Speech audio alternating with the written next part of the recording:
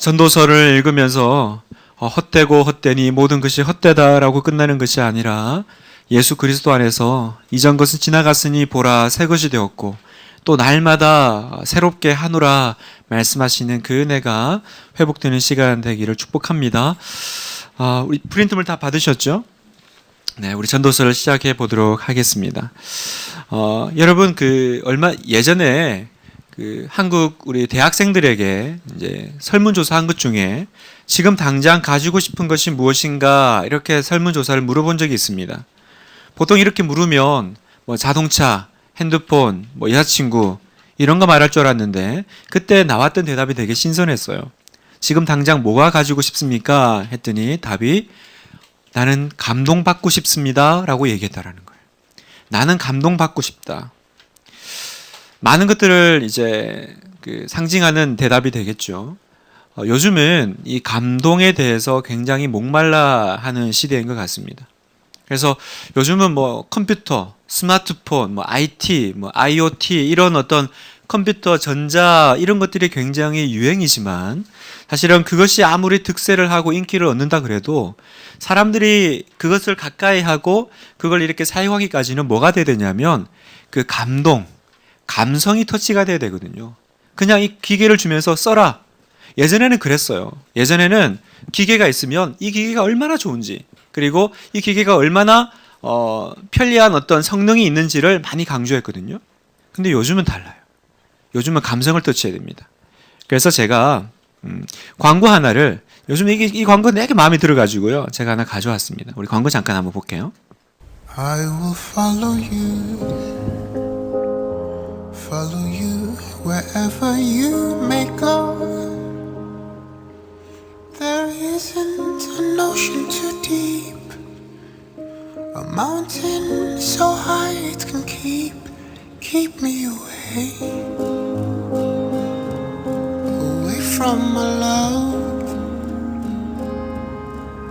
You are my destiny.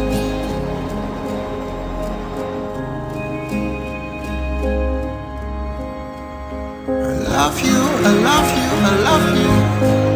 Where you go, I'll follow, I'll follow, I'll follow. You'll always be my true love, my true love, my true love. Forever.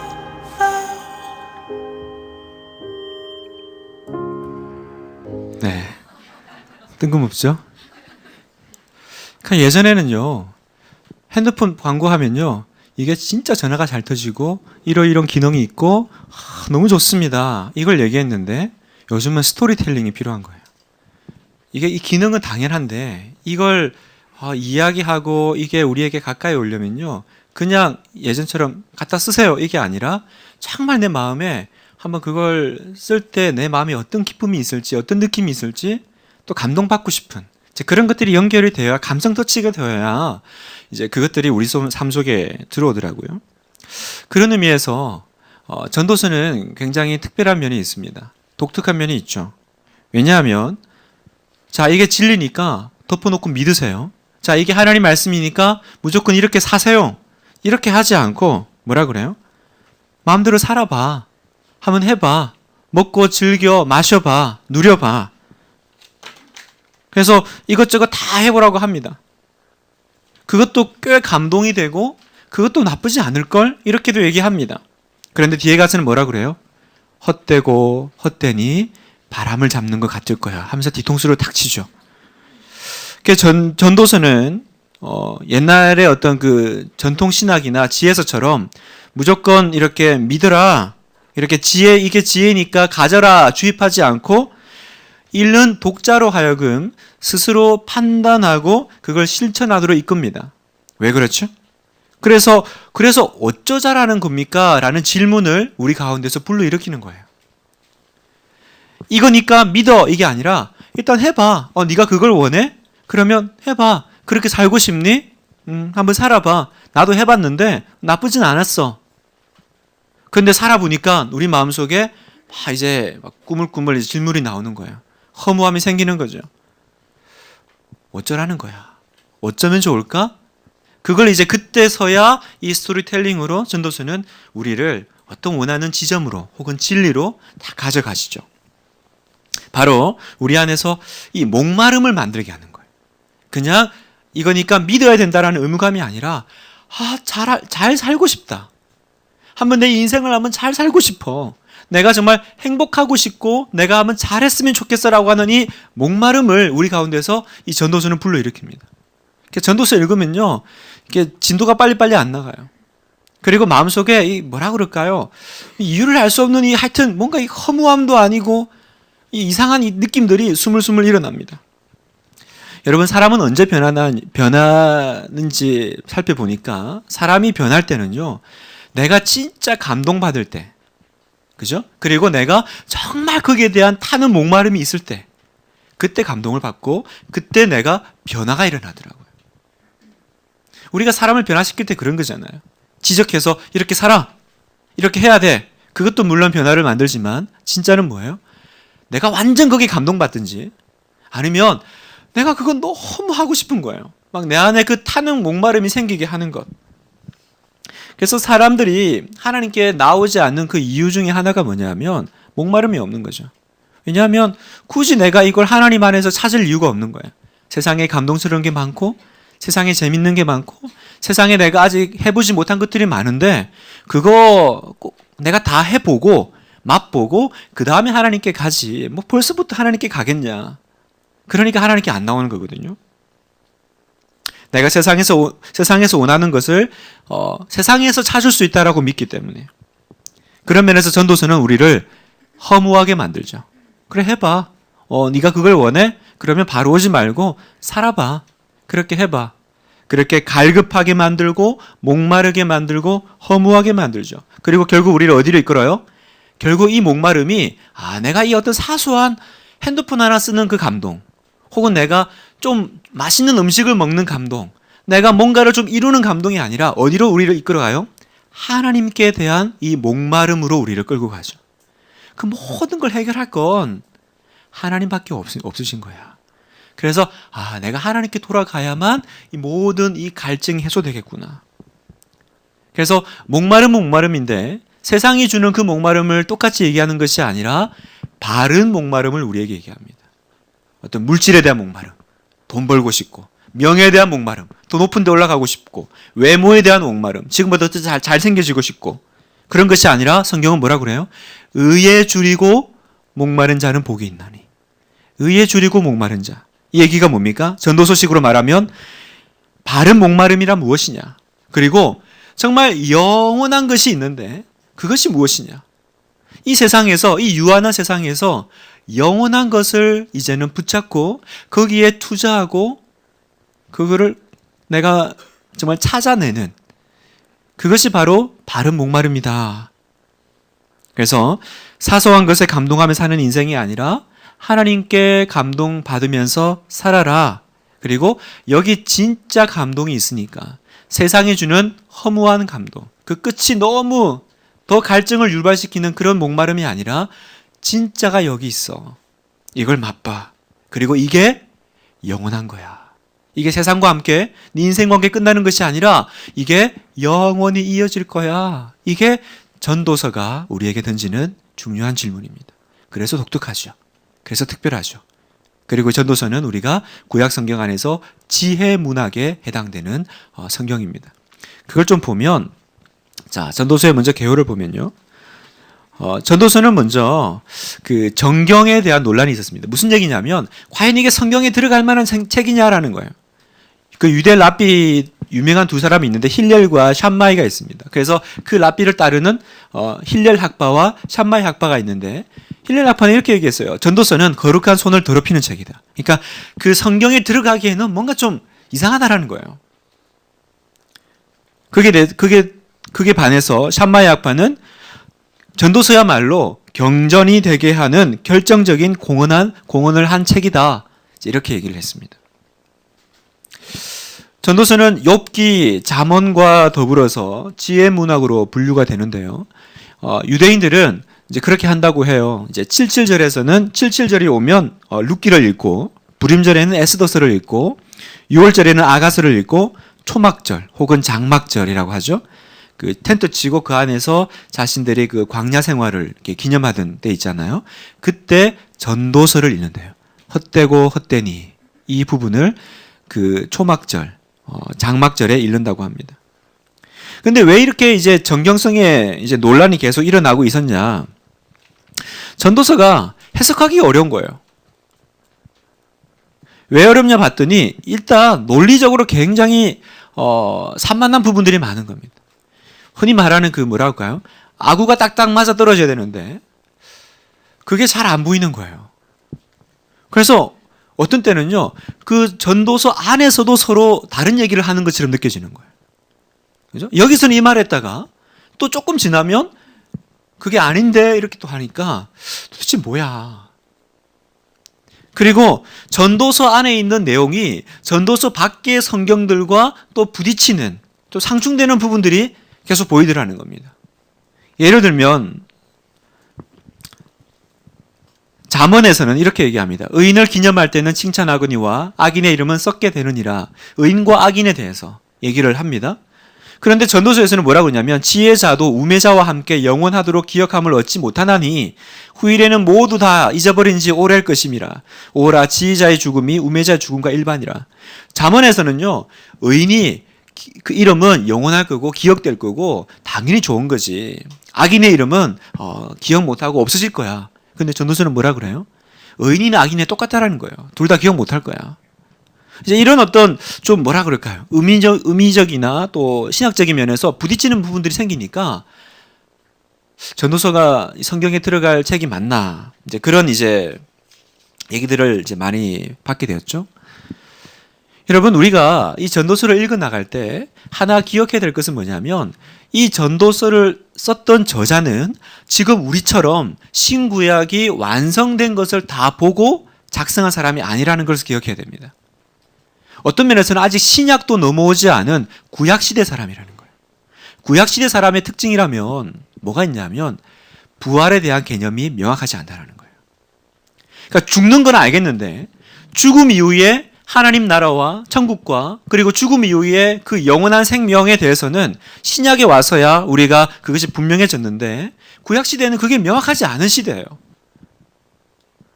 그러니까 그런 시대에 살고 있는 이 전도자가 인간의 삶이 당연히 이 세상에서의 삶으로만 해석을 하려고 하니까 뭔가 아구가 안 맞는 거예요. 이치가 안 맞는 일이 일어나는 거죠. 그런 것들을 자기가 그냥 있는 그대로 이렇게 표현하고 이게 어떻게 된 거냐. 그래서 그 안에서 자기가 나름대로 하나님을 경외하는 그 측면에서 풀어나가는 책이기 때문에 약간 이런 어떤 부분들이 등장할 수 있는 이제 그런 이제 요소가 되는 거죠. 자, 그러면 누가 썼을까? 이 전도자가 누굴까? 대부분 우리가 전통적으로는 솔로몬이 썼다라고 생각을 합니다. 왜냐하면 여기 보면 다윗의 아들이라는 말도 나오고 또 예루살렘의 왕이라는 명칭이 나왔을 때 그건 당연히 솔로몬이 아니겠냐. 또 솔로몬이라는 그 이름 자체가 지혜의 왕이니까 똑똑하신 분이었잖아요. 근데 옛날에는 그렇게 당연하게 솔로몬이라고 생각했는데 요즘 와서는 조금 그 부분에 대해서 이제 퀘스천을 제기합니다. 왜냐하면 여기 다윗의 아들이라는 표현은 꼭 다윗의 직속 아들이었던 솔로몬만 쓰는 게 아니라 원래 유다의 왕들은 다 다윗의 아들이라는 표현을 썼다라는 거예요. 그리고 전도자가 여기서 나와 있는 저자가 솔로몬이라면 왜 굳이 자기가 솔로몬이라는 이름을 하지 않고 예루살렘의 왕이라는 가명을 썼을까? 이제 그것도 하나의 퀘스천이고 또 전도서 8장 2절에 보면 나보다 먼저 예루살렘에 있던 자보다 자기가 훨씬 낫다. 이제 그런 표현을 쓰거든요. 근데 솔로몬이라고 하면 솔로몬이라고 가정을 한다면 나보다 먼저 있었던 사람은 자기 아버지 다윗이거든요. 그 아들 솔로몬이 아무리 자기가 지혜가 있다 하더라도 자기가 자기 아버지 다윗보다 낫다 이렇게 말하는 부분들은 참 우리가 선뜻 납득하기는 쉽지 않은 부분이라는 거죠. 이제 학자들 얘기예요. 자, 그런 면에서 솔로몬이 당연하게 생각했던 그 솔로몬이 아닐 수 있다. 그럼 솔로몬이 아니면 누구냐? 훨씬 그 이후의 사람이라는 거예요. 주전 3세기경에 그리스 지배하에 예루살렘에 살던 현자, 지혜자. 그래서 그 그리스 그 헬라 문화잖아요. 그 안에서 핍박을 받고 있던 그 유대인, 그죠? 그래서 하나님 믿는 그 신앙 가운데서 그 헬라의 어떤 정신, 헬라의 어떤 철학들이 난무하는 그것들을 보면서 갈등하는 한 유대 지혜자가 아니겠는가, 그렇게 이제 보기도 이제 합니다. 자, 어쨌든 이제 이렇게 이제 우리가 저자를 좀 생각해 볼 수 있고요. 자, 전도서 안에는 그 전도서를 뭐라고 할까요? 이제 저작을 한 그 전도자만 나오는 것이 아니더라고요. 등장인물을 보면 이 안에는 2명이 나옵니다, 사실. 한 명의 전도자, 히브리어로 코헬렛이라고 하는 전도자가 나오고, 그 전도자의 말을 이어서 그걸 가지고 뭐라 그럴까요? 해설하는, 또 다른 방향의 측면에서 얘기해주는 지혜자, 현자가 나옵니다. 그래서 가만히 읽어보면 전도서는요, 인칭이 바뀌어요. 한 사람이 자기가 계속 얘기하는 것이 아니라 처음에는 1장 1절에서 11절까지는 3인칭의 전도자가 이렇게 나옵니다. 그렇게 얘기를 해요. 그러다가 1장 12절부터 갑자기 나라는 1인칭의 사람이 등장합니다.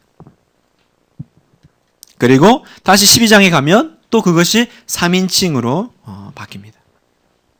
그래서 우리가 이 안에서 잘 살펴야 될 게 뭐냐면 이게 누가 한 얘기냐를 잘 봐야 되는 거죠. 그리고 또 하나 우리가 봐야 될 건 쭉 이어서 나온다고 해가지고 그게 모두가 다 이 전도자나 현자의 말일 거라고 생각하시면 안 된다는 거예요. 이해되세요? 무슨 말이냐면 전도자가 이야기를 쭉 해도 그건 자기의 생각이 아니라 그 전에 전통적으로 이렇게 말한다, 이렇게 얘기하는 거예요. 그런데 내가 생각할 때는 그게 아니던데 라고 자기의 생각을 덧붙이는 것이 전도서의 전체 이렇게 흘러가는 흐름이에요. 그러니까 우리의 이제 그 묵상하면서 초점은 뭐가 돼야 되냐면 이게 지금 누구 생각인가? 원래 우리가 보편적으로 전통적으로는 이렇다. 이게 맞는 거야. 이게 지혜야. 라고 하는 부분과 그리고 거기에 대한 전도자의 이야기를 지금 잘 이게 분간할 수 있는, 구분할 수 있는 어떤 좀 묵상의 눈이 여러분에게 좀 필요하실 겁니다. 이 부분은 나중에 이제 한번 예로 한번 보도록 하겠습니다. 자, 그럼 이 등장인물 가운데 첫 번째 전도자라고 하는 코헬렛. 전도서 1장 1절에 나오죠. 다윗의 아들 예루살렘 왕 전도자의 말씀이라, 이렇게 시작을 하거든요. 전도서가. 여기 나오는 이제 전도자의 말씀이라, 다윗의 아들 예루살렘 왕이 자기를 그냥 이름을 말하지 않고 자기를 전도자다, 이렇게 얘기를 해요. 자, 이 전도자가 뜻이 뭐냐? 흔히 우리가 말하는 전도한다 할 때 그 전도의 의미는 조금 아닙니다. 전도서 그러면 새생명 축제를 이렇게 떠올리시거나 한 사람을 이렇게 교회로 전도하는 그거하고는 딱 아예 연관이 없다 그럴 수는 없지만 그 부분이 아니라 히브리어로 코헬렛이라고 하는 이 단어는요, 카할이라는 동사의 분사형인데 뜻은 모으다, 소집하다, 사람들을 소집하다, 이제 이런 뜻을 가지고 있습니다. 그래서 코헬렛은 모으는 사람, 회중을 소집하는 사람, 이런 뜻입니다. 단어적으로는 이렇게 뜻을 가지고 있고 우리가 전통적으로는 이 코헬렛을 이제 번역을 할 거 아니에요. 번역을 할 때 루터가 번역을 했던 설교자라는 이제 그 의역을 많이 갖다 쓰죠. 루터는 이 코헬렛을 소집하는 사람, 모으는 사람, 소집자 이렇게 하지 않고 설교자 이렇게 해석을 했거든요. 왜 그럴까요? 사람을 모으고 소집을 왜 했겠냐라는 거예요. 모아놓고 뭔가 말을 하려니까. 그러니까 말을 하는 사람이 누구예요? 선포하는 사람, 설교하는 사람이죠. 그래서 구약 성경에서는요, 전도서에서만 전도자로 번역이 되어 있고 신약 성경에는 모두 선포자 혹은 전파하는 자, 이렇게 단어를 씁니다. 그러니까 코헬렛이 구약에만 나오는 것이 아니라 로마서나 디모데전서 후서에 나와요. 기억하실지 모르겠지만 전하는 자가 없으면 어떻게 믿겠느냐 할 때 그 전파하는 자가 코헬렛이에요. 그리고 디모데 후서에 보면 선포자, 사도, 교사로 세웠다 할 때도 이제 나오죠. 선포하는 사람. 이게 이제 전도자면 아까 또 다른 한 명이 있었죠. 익명의 현자, 지혜자가 있습니다. 여러분, 구약 시대에 종교적인 지도자라고 하면 우리가 세 사람을 생각할 수 있습니다. 제사장, 율법을 가지고 이제 백성들과 소통하는 제사장이 있고, 예언자, 나비죠, 선지자. 선지자는 뭐예요? 하나님의 그 신탁받은 말씀을 이제 전하는 사람이고, 그리고 이제 일반인 가운데 현자, 지혜자가 있는 거예요. 그러니까 이 지혜자, 현자는요, 제사장처럼 종교적이지도 않고, 또 선지자처럼 그 막 이 시대와 뭐 그 역사에 대해서 이렇게 완전히 막 그 분노하면서 또 이렇게 살면 안 된다, 막 그런 얘기를 하지도 않아요. 다만 이제 이 사람은 어떻게 해요? 자연의 순환을 보면서 이 순리가 뭐냐? 도대체 이 세상이 어떻게 돌아가는 게 순리고 이치일까? 그걸 이제 자기가 이제 묵상을 해보는 사람이에요. 그리고 종교적으로는 그 모든 이 자연의 순리를 보면서 정말 인간은 한계가 있는 존재구나. 그 한계가 있는 존재가 그 다음에 어디로 연결돼야 되나? 결국은 하나님을 경외함으로 연결될 수밖에 없구나. 그걸 말하는 사람이라는 거죠. 그래서 전도서도 마지막에 보면 앞에서 전도자가 계속 그 인생의 허무함, 그 인간의 그 한계를 계속 얘기합니다. 이렇게 해봐, 헛될 거야. 저렇게 해봐, 끝이 안 좋을 거야. 계속 얘기를 해요. 이제 그 허무함을 얘기했을 때 그 얘기를 다 듣고 현자가 이렇게 마무리를 해줬죠. 이 일의 결국을 다 들어봤더니 맞아, 인간은 허무하고 여러 가지가 그렇게 계속 돌고 돌더라. 그래서 결론이 뭐예요? 하나님을 경외하고 그 명령을 지킬지어다. 이것이 모든 사람의 본분이라. 그렇게 이제 지혜자가 새로운 이제 어떤 측면에서 이렇게 방향을 제시해주는 이제 그런 얘기를 하는 거죠. 자, 전도서의 이제 구조를 한번 보겠습니다. 전도서는 크게 우리가 이제 세 가지로 볼 수 있는데, 첫 번째 1장 2장에서는 이제 문제 제기를 합니다. 헛되다 라는 얘기를 하죠. 그리고 이제 인생에 대해서 여러 가지 이제 상황들에 대해서 지혜서기 때문에 참 명언 같은 얘기들을 많이 합니다. 우리가 뭐 잠언에서 볼 수 있는 혹은 좋은 어떤 지혜서에서 볼 수 있는 그런 뭐 랍비들이 하는 얘기 같은 그런 얘기들을 많이 하죠. 그리고 마지막에 그것이 어떻게 결론되어야 되는지를 이제 얘기로 마무리 짓습니다. 세부적인 구조를 보면 뭐 여러분의 프린트물에는 공간이 없어서 넣지는 않았지만 총 18개의 전도자의 회상의 내용이 나옵니다. 그러니까 전도자가 생각을 해보는 거예요. 이 인생에 대해서. 지혜가 뭔지, 세상의 성공이 뭔지, 지혜와 어리석음의 차이, 인간의 수고하는 것, 의인과 악인에 대해서, 사회적인 억압에 대해서 쭉, 그죠? 이제 여러분이 이제 묵상해 볼 내용들입니다. 총 나눠봤더니 한 18개의 사건 혹은 그 토픽에 대해서 이제 얘기를 이제 하더라는 거죠. 그래서 전도서가 이 모든 것들을 회상을 해보니까 결론이 나와요. 그 결론이 사실은 초반에 나옵니다. 전도서의 핵심 구절이 있죠. 같이 한번 읽어볼까요? 시작. 전도자가 이르되 헛되고 헛되며 헛되고 헛되니 모든 것이 헛되도다. 이렇게 얘기를 하는 거예요. 자기가 다 회상을 해보고 생각을 해보고 살아보니 나는 너희들보다 좀 가진 게 많아가지고 너희는 생각만 하는 거 내가 다 해봤어. 다 맛봤어. 다 누려봤어. 해봤더니 결론이 뭐예요? 헛되고 헛되며 헛되고 헛되니. 한 번 얘기하지도 않아요. 그래서 히브리어로 헤벨, 하바림, 아마르, 코헬렐, 헤벨, 하바림, 콜, 헤벨, 하벨. 그러니까 이제 우리식으로 하면 하벨, 헤벨 모두 헤벨레 이렇게 했다라는 거죠. 헤벨레 한다라는 거예요. 이 헤벨이라는 단어가 창세기 4장의 아벨과 같은 단어입니다. 그래서 아벨이라는 단어 안에는요, 헛되다라는 그 의미가 이제 들어가 있습니다. 그래서 헤벨 하발림, 그죠? 헤벨 하바림이 나오는데 이 뜻이 뭐냐? 헛된 것 중에 헛된 것. 헛되고 헛되니 이렇게 우리는 번역했는데 우리는 헛된 것 중에 헛된 것. 사도 바울식으로 얘기하면 죄인 중에 괴수. 그죠? 헛된 것 중에 헛된 것. 그러니까 완전 헛되다라는 거. 완전 절대적인 헛된 거. 뭐가요? 이 세상에서 돌아가는 모든 것들이 다 그렇더라는 거예요. 그래서 시인같이 얘기하죠. 그건 마치 바람을 잡으려고 하는 것 같은 거야. 바람을. 그러니까 전도서가 읽기 어려운 게 이제 이런 부분입니다. 처음에 이제 인생의 명언 같은 얘기를 막 해요. 그러면 우리가 꼭 잠언 이렇게 묵상하듯이 맞아, 맞아, 그렇지. 맞아. 그런데 끝에 가면 뭐라 그래요? 헛되고. 뭐야? 또 읽어나가. 그럼, 그치, 맞아. 인생은 그래. 맞아 하다가 또 끝에 가면 뭐 나와요? 헛되니. 모든 것이 헛되다. 그럼 우리가 이제 짜증이 나는 거예요. 그래서 뭐 어쩌라는 거야? 도대체 뭐 어쩌라고? 그게 이제 전도서가 우리에게 지금 하고 싶은 얘기인 거죠. 우리 안에 도대체 어쩌라는 거야? 이 물음이 나오게 하는 거. 이 스토리텔링이 있는 거죠. 덮어놓고 그냥 믿어. 이게 중요한 거야. 이게 진리야. 가자. 아니라 다 해봐. 근데 나중에는 뭐 어쩌라는 거야. 그래서 1장, 2장에 보면 해 아래 새 것이 없다. 다 돌고 돌더라. 그 속에서 결국은 모든 것이 헛되더라. 지금 게 새로운 게 아니라 다 옛날에 있었고. 그죠?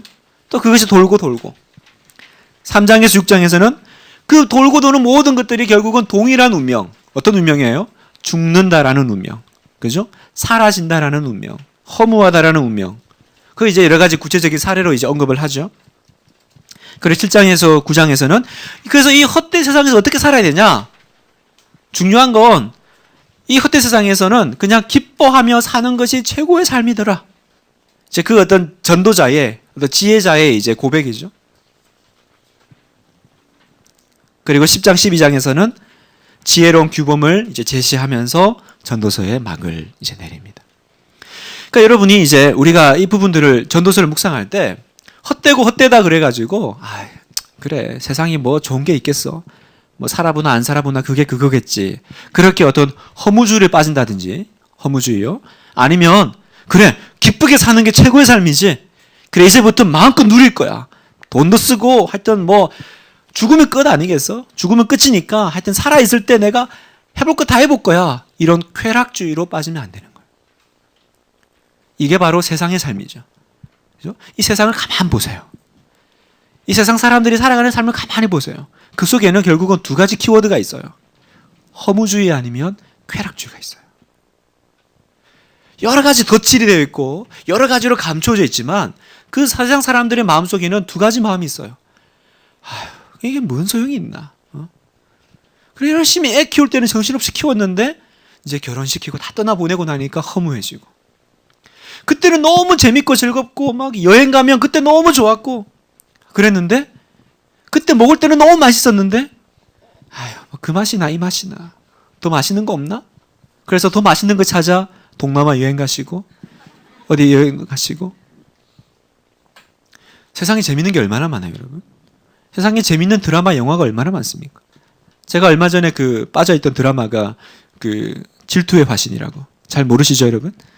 제 집사람이 이렇게 보는 걸 옆에 따라 보다가 제가 마지막까지 다 보고 왜 이렇게 빨리 끝나는 거야? 너무 재밌는 거예요. 막 그 남녀 간의 그 감정, 그 대화, 너무 표현이 우리식으로 하면 너무 찰진 거죠. 이렇게 표현이 너무 찰져. 이렇게 재밌는 드라마가 또 있나? 근데 끝나고 나면 허무하죠. 그죠? 끝나고 나면 기억도 잘 안 나요, 사실은. 무슨 얘기했지? 여행 어떻습니까? 여러분 카카오 스토리나 블로그에 어디 여행 갔다 왔어. 2016년 타이완은 좋은 데 아닌가? 하여튼 그런 거 있잖아요. 하와이 2017년 어디 해놔봐야 그 땅이 그 땅이죠. 그죠? 네? 갔다 오면 느는 건 빛밖에 없고 필리핀이나 태국이나 사실 그게 그거잖아요. 우리 마음에 해서 결국은 뭐예요? 더 재밌는 거 없나? 이러든지 아니면 쓸데없다. 그래. 이불 밖이 제일 위험해. 이러면서 집에 있든지. 자, 근데 성경은 그렇게 가면 안 된다라는 거예요. 그죠? 그건 세상에서 하는 얘기고 세상 사람들이 그렇게 하는 걸 너도 해봐. 원해? 그러면 살아봐. 그 끝에는 쾌락 아니면 허무가 있을 건데 그게 정답이 아니다라는 거죠. 그럼 뭐가 정답인가요? 이제 그걸 우리가 한번 보겠습니다. 전도서는 총 12장으로 되어 있는데 그 중에 이제 중요한 테마들이 있습니다. 그 테마들을 가지고 우리가 한번 전체 큰 그림을 잡고 이제 그 안에서 여러분이 이제 개별적으로 묵상을 해 나가시는 거예요. 중요한 건 여러분이 큐티를 하셔야 된다는 거죠. 이걸 듣고 나는 전도서 뗐어. 이런다든지 전도서는 더 이상 볼 게 없어. 이미 다 듣고 알아. 이러면 안 되고 이걸 이제 전체 그림을 딱 가지고 이제 그 안에서 세부적으로는 여러분이 하나님과 개인적으로 듣고 묻고, 그죠? 씹고 뜯고 맛보고 즐기시는 일이 있어야 됩니다. 자, 첫 번째, 전도서는 인생에 대해서 얘기합니다. 인생에 대해서 뭐라 그러냐면 범사의 기한이 있다. 그리고 하나님은 모든 때를 창조하셨는데 그것을 아름답게 하셨다라는 거죠. 한번 볼까요? 이제 이게 전도서 3장 1절에서 9절까지 말씀인데 한번 같이 저 한 절 여러분 한 절 쭉 읽어보겠습니다. 범사의 기한이 있고 천하 만사가 다 때가 있나니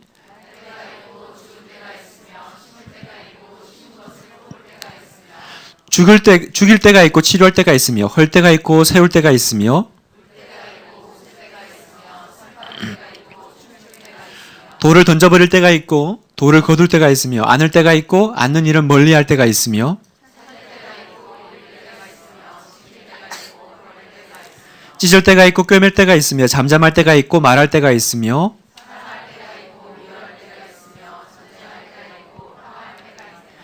일하는 자가 그의 수고로 말미암아 무슨 유익이 있으랴. 자, 여기 보면 계속 때가 있고 때가 있고 때가 있고 때가 있고 이렇게 얘기합니다. 그래서 1절에 결론같이 범사의 기한이 있고 천하 만사가 다 때가 있나니. 자, 이 2절부터 이제 8절까지가 이제 그 때를 이제 얘기하는데 그 때를 세어 보니까 총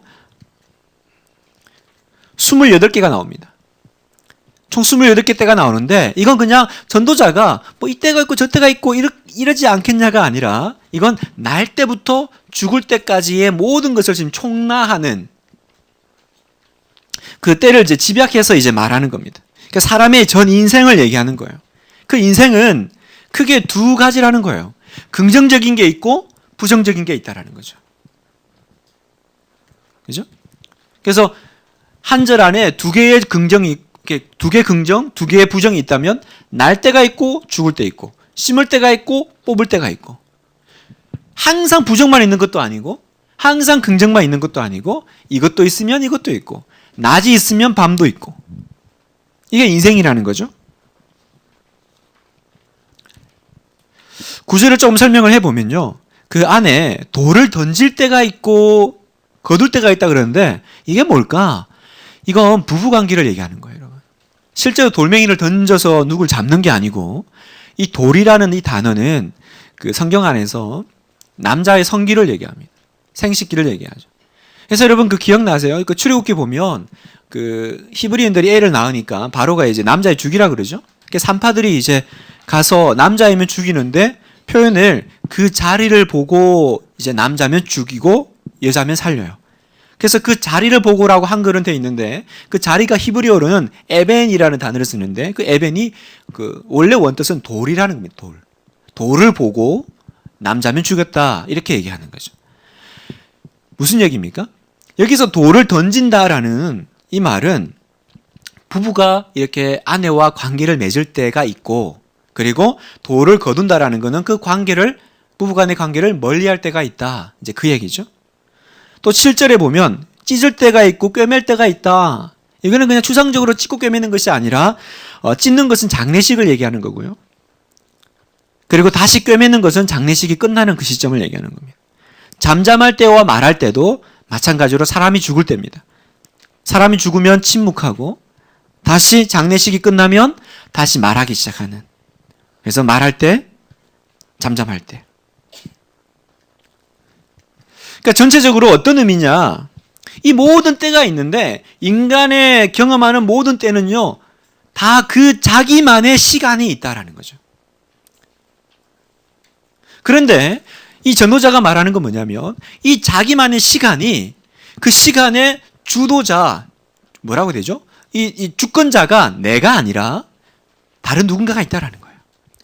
사실은 내가 인생을 살아가고 내가 뭔가를 하는 것처럼 보이지만 우리는 다 수동적으로 이것들을 경험한다는 거예요. 내가 원한다고 태어나고 내가 원한다고 죽는 게 아니라는 거죠. 내가 원한다고 이 부모님 밑에서 태어나고 내가 원한다고 이렇게 부유하게 살고 그런 게 아니라 어떤 그 자기만의 그 모든 그 시간과 환경 가운데 하나님이 우리 각자에게 주시는 그 때가 우리에게는 사실은 수동적으로 경험되어진다는 거죠. 이 말은 뭐냐면 인간은 이 모든 때, 이 때의 주인이 아니다라는 말입니다. 나는 이 시간의 주인이 아니에요, 여러분. 그럼 뭐예요? 우리는 단지 이 시간 안에 왜 넘어갔지? 자, 잠깐 봅시다. 우리는 보여주지 말란 뜻인가? 어머나, 웃기네. 자, 우리는 시간의 주인이 아니라 이 시간 안에 잠깐 머물러 있는 한계적인 존재라는 거예요. 그러면 이 시간의 주권자는 누구예요? 하나님이시라는 거죠. 이 모든 때를 얘기하면서 전도자가 말하는 건 당신은 이 때를 그냥 통과하는 사람이야. 이 때는 당신에게 계속 경험되어져서 통과되어질 거고 이 모든 것들을 사실은 누가 주관해요? 하나님께서 주관하신다는 거예요. 그러면 하나님께서 주관하신다고 하면 생각해 보세요. 하나님이 주관하신다고 하면 우리가 볼 때는 부정적인 것, 긍정적인 것, 그죠? 좋은 것, 나쁜 것 이렇게 구분이 되지만 사실 하나님 보시기에는 모든 것이 다 좋은 거라는 거예요. 이 좋은 것은 단지 뭔가 이렇게 말 그대로 긍정, 부정에서 그 좋은 것이 아니라 의미가 있다라는 거죠. 의미가. 하나님이 말씀하실 때 그때가 내 주관 안에 있고 그건 내가 보기에 좋다. 이 말은 그건 너가 보기에는 좋아 보이고 혹은 싫어 보일 때가 있지만 그건 의미가 있다라는 거예요. 의미가 있다. 그래서 3장 11절에 하나님이 모든 것을 지으시되 때를 따라 아름답게 하셨고 이 모든 때를 창조하신 하나님이 보시기에 이 때는 다 아름다운 때라는 거죠. 그러면 이 모든 때를 하나님이 아름답게 했다라는 건 의미가 있다라는 거잖아요. 의미가 있다라고 하면 그러면 보세요. 하나님이 때를 창조하셨는데 그것이 다 아름다운 그게 의미가 있다라고 하면 좋은 것을 지나갈 때 그냥 좋아하는 것만 의미가 있겠어요? 힘든 것을 지나갈 때 그걸 잘 통과하는 것도 의미가 있겠죠. 그래서 하나님이 그 모든 때가 좋다라고 하는 건 우리가 좋은 시절을 통과할 때만 좋고 나쁘고 힘든 시절을 통과할 때는 안 좋다가 아니라 우리가 그것이 어떤 때든지 간에 부정적으로 혹은 긍정적으로 보이든지 간에 내가 기뻐하는 것도 아름답다면 그것을 참아내면서 견뎌내는 것도 하나님 보시기에는 아름다운 것이라는 거예요. 여기서 아름다운 건 다시 말하지만 의미가 있다라는 겁니다. 시간의 주권자가 내가 아니라면, 그죠? 이 시간을 통과하는 이 시간의 주인이 내가 아니라면, 이 시간이 하나님의 주권 안에 있다면, 그걸 나에게 때로는 허락을 하신 그 하나님 앞에서 내가 순응하면서 순종하면서 이해를 잘 못하더라도 믿음으로 통과해내면 그건 하나님 보시기에 좋다. 하나님식으로 말하면 아름답다. 조금 더 설명하면 의미가 있다라는 거예요. 이 개념이 없으면 우리는 항상 좋은 때만 찾고 좋은 때만 감사하게 되겠죠. 근데 전도자는 뭐라고 얘기해요? 좋을 때가 있으면 나쁠 때가 있고, 그죠? 심을 때가 있으면 뽑을 때가 있고, 계속 낮이 있으면 밤이 있고, 낮이 있으면 밤이 있고, 왔다 갔다 한다라는 거예요. 그러니까 그 왔다 갔다 하는 그 시간 속에서 너는 어떻게 살래?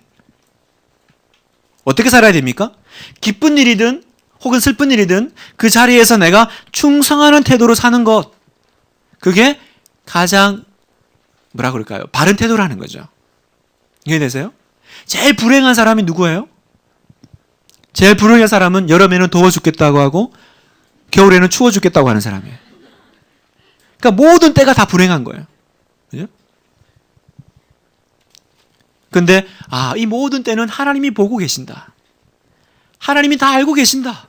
그래서 내가 좋은 때든 나쁜 때든 나는 이걸 통과하고 있어. 나는 살아내고 있어. 그때 뭘 알아야 돼요? 하나님이 지금 내가 아름답게 통과하고 있다고 말씀하신다라는 거예요. 나는 아름답게 통과하고 있구나. 좋을 때나 나쁠 때나. 이게 이제 시간에 대한 전도자의 이제 권면이고 지혜죠.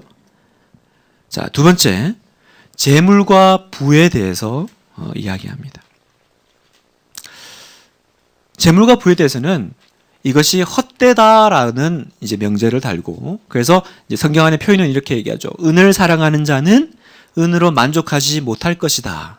은을 사랑하는 자는 은으로 만족하지 못할 것이다. 자, 한번 읽어볼까요? 5장 10절에서 20절 한 절, 여러분 저 한 절씩 읽겠습니다.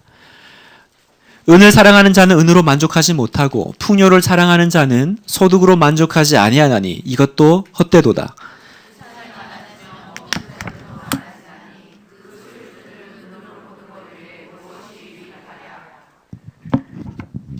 노동자는 먹는 것이 많든지 적든지 잠을 달게 자거니와 부자는 그 부유함 때문에 자지 못하느니라.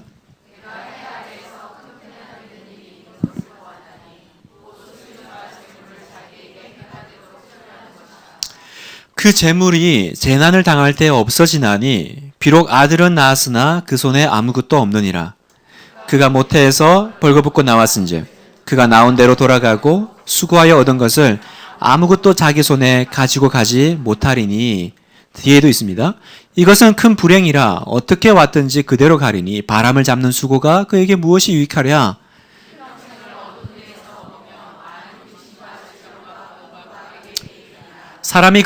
사람이 하나님께서 그에게 주신 바 그 일평생에 먹고 마시며 해 아래에서 하는 모든 수고 중에서 낙을 보는 것이 선하고 아름다움을 내가 보았나니 그것이 그의 몫이로다.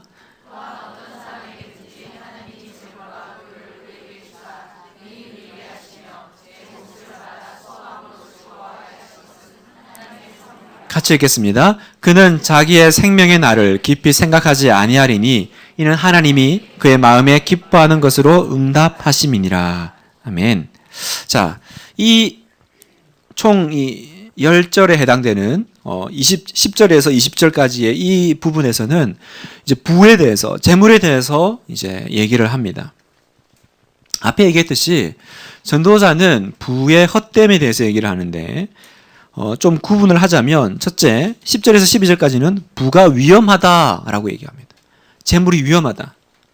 두 번째, 부는 상실될 수 있다라고 얘기합니다. 그리고 세 번째, 그래서 우리는 이 부분과 연계해서 어떻게 사는 것이 기쁨의 삶인가? 이제 그걸 이제 끝에 이제 얘기를 하죠. 자, 첫 번째 보겠습니다. 부의 위험성은 부는 중독성이 있다라는 거죠. 재물은 중독성이 있기 때문에 위험하다 이렇게 얘기합니다. 자, 10절에 보면 은을 사랑하는 자라는 표현을 합니다. 은을 사랑하는 자. 은을 사랑한다라는 건 뭐예요? 단지 그 물질 자체를 비판하는 것이 아니라 어떻게 사는 거예요? 물질만 사랑하는 거예요. 물질만. 물질만을 추구하는 삶의 태도. 성경은 여러분이 아셔야 될 게 돈, 여기서는 은, 그죠? 재물 그 자체를 나쁜 것으로 여기지 않습니다. 그건 중립적인 거죠. 그러나 신약에서도 보면 돈을 사랑하는 것이 일만하게 뿌리죠. 돈이 일만하게 뿌리가 아니라 돈을 사랑하는 그 마음이 모든 악의 뿌리가 된다. 여기서 똑같은 거예요. 은을 사랑하는 자, 이건 돈을 사랑하는 자, 돈을 사랑하는 마음. 그래서 끊임없이 그 돈을 추구하고 그 물질을 모으는 것에 목매다는 사람, 거기에 대한 허무함이 있고 그건 위험하다라는 거예요. 왜 위험하냐? 은으로 만족하지 못할 거기 때문에. 만족하지 못한다라는 것을 성경은 중독된 상태 이렇게 표현합니다. 왜 중독이에요? 중독은 만족이 없으니까. 그래서 중독은 만족이 없기 때문에. 여러분, 돈을 사랑하는 것은 절대로 만족에 이를 수 없다. 전도자가 자기가 돈을 엄청 많이 가져보고 돈을 모아봤더니 그렇더라는 거예요. 도리어 그 많은 물질을 자기가 모았지만 그게 결국은 다른 사람의 입으로 들어가더라는 거예요. 재물이라는 게. 웃기죠? 그럼 부자는 뭐예요? 그걸 그냥 구경만 하고 있는 거예요. 자기가 열심히 모았는데 그게 다른 사람 입으로 들어가는 걸 지금 보고 있는 거예요. 그뿐만 아니라 그 돈을 자기가 가지고 있기 때문에 뭐라 그래요? 가장 그 안식, 마음의 안식이라고 할 때 기본적으로 우리가 하는 게 잠이잖아요, 잠. 그 잠을 빼앗기는 거예요. 그 부를 자기가 가지고 있고 그 부를 지켜보고 관리하면서. 그래서 전도자는 부가 위험하다. 재물이 위험하다. 이렇게 얘기합니다. 근데 우리는 뭐라고 얘기해요? 위험해도 가져봤으면 좋겠다. 이렇게 얘기해요.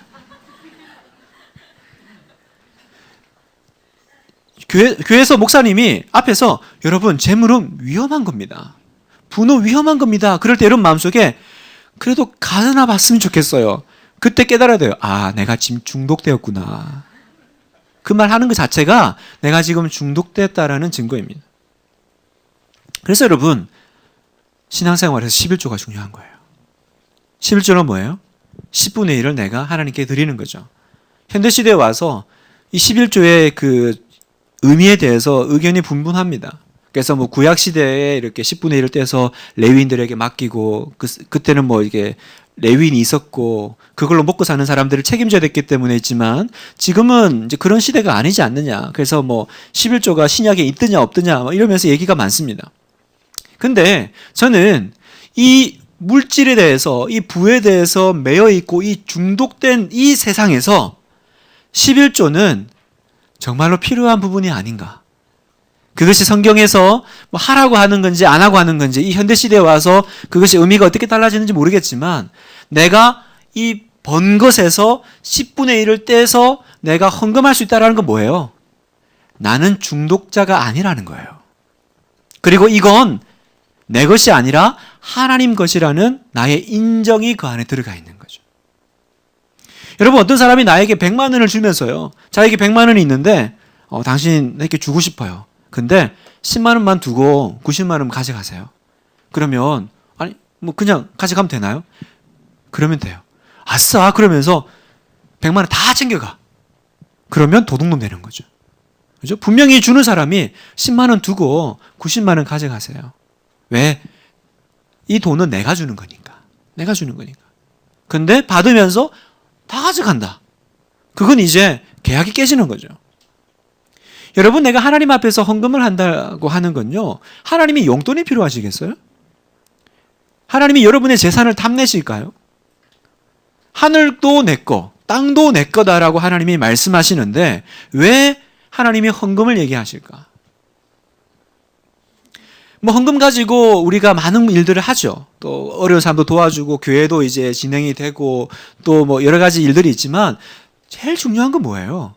돈에 여러분의 마음이 가 있기 때문에 그런 거죠. 우리는 자칫하면 이 돈에 중독되기 쉬운 사람들이기 때문에 그렇습니다. 그래서 훈련을 해야 돼요. 무슨 훈련요? 중독되지 않을 훈련. 그게 내가 11조를 드리는 거예요. 여러분 100만 원 벌어서 10만 원 내는 건 쉬워요. 1000만 원 벌어서 100만 원 내는 건 어려울 거예요. 1억 벌어서 1000만 원 낸다? 야, 이건 어려울 거예요. 그러니까 이 훈련이 여러분 지금 내가 그런 얘기를 해요. 목사님 먹고 죽을 애도 없어요. 먹고 죽으려면 안 하시면 돼요. 없는데 뭘 해요. 그러니까 있는 것 중에 내가 10분의 1을 드리는 그게 여러분 나중에 내가 1억 벌면 할게요. 그런 건 안 되는 거예요 여러분. 이게 훈련이거든요. 중독이 이미 됐는데 어떻게 그걸 내겠어요. 내가 10만 원 벌었을 때 얼마 낸 게 10분의 1이지? 만 원. 10만 원. 죄송합니다. 10만 원 벌었을 때 만 원 내는 훈련을 해야 100만 원 할 때 10만 원. 그죠? 이렇게 갈 수 있는 거예요. 그래서 이 11조는요. 믿음 좋은 사람들이 하는 어떤 뭐라 그럴까? 그런 하는 행위가 아니에요. 믿음이 되게 좋기 때문에 11조를 하는 게 아니라 11조는 그냥 믿음의 저는 초보라고 봐요. 어떤 초보요? 나는 돈에 중독된 사람이 아닙니다. 많은 가난한 분들이 목사님 저는 돈이 없어서 드릴 게 없어요. 괜찮아요. 그런 건 자유하셔도 돼요. 없는 돈을 막 기름 짜듯이 짜내가지고 내라는 게 아니라 내가 이 모든 걸 받았을 때 이게 내 거냐 아니면 하나님이 주셨다라는 것을 내가 믿느냐 이게 어디서 나와요? 11조에서 헌금에서 나온다는 거예요. 이건 여러분 어릴 때부터 훈련하셔야 돼요. 어릴 때부터. 그래서 우리 아이들에게도요. 이 훈련을 시켜야 돼요. 헌금하는 훈련. 그래서 뭐 그런 얘기가 있잖아요. 애한테 1,000원을 주면서 애야 500원은 네가 맛있는 거 사 먹고 500원은 예배 교회 가서 헌금하는 거야. 그랬는데 얘가 가서 하나도 헌금을 안 하고 다 사먹은 거예요. 엄마가 500원은 사먹고 500원 헌금하라 그랬잖아. 왜 그랬어? 엄마, 헌금을 왜 하겠어요? 하나님을 기쁘시게 해드리려고 헌금을 하는 거 아니겠어요? 하나님은 제가 1,000원을 다 쓸 때 굉장히 기뻐하시는 것 같더라고요. 그래서 자기 다 썼다라는 거죠. 이제 이렇게 되는 거예요. 자기 중심적으로. 그냥 내가 이 모든 것의 주인이 되어서 내가 마음대로 쓸 수 있는 훈련이 필요합니다. 그래서 이 부는요, 이 중독성이 있는데, 이 중독성이 있는 이 부는, 이 전도서는 두 번째 얘기하기를 이게 상실될 수 있다는 거죠. 13절에 해 아래에 큰 폐단이 있다. 그 폐단이 뭐냐? 소유주가 그게 해가 될 때까지 자기가 움켜쥐고 있는 것이 폐단이라는 거예요.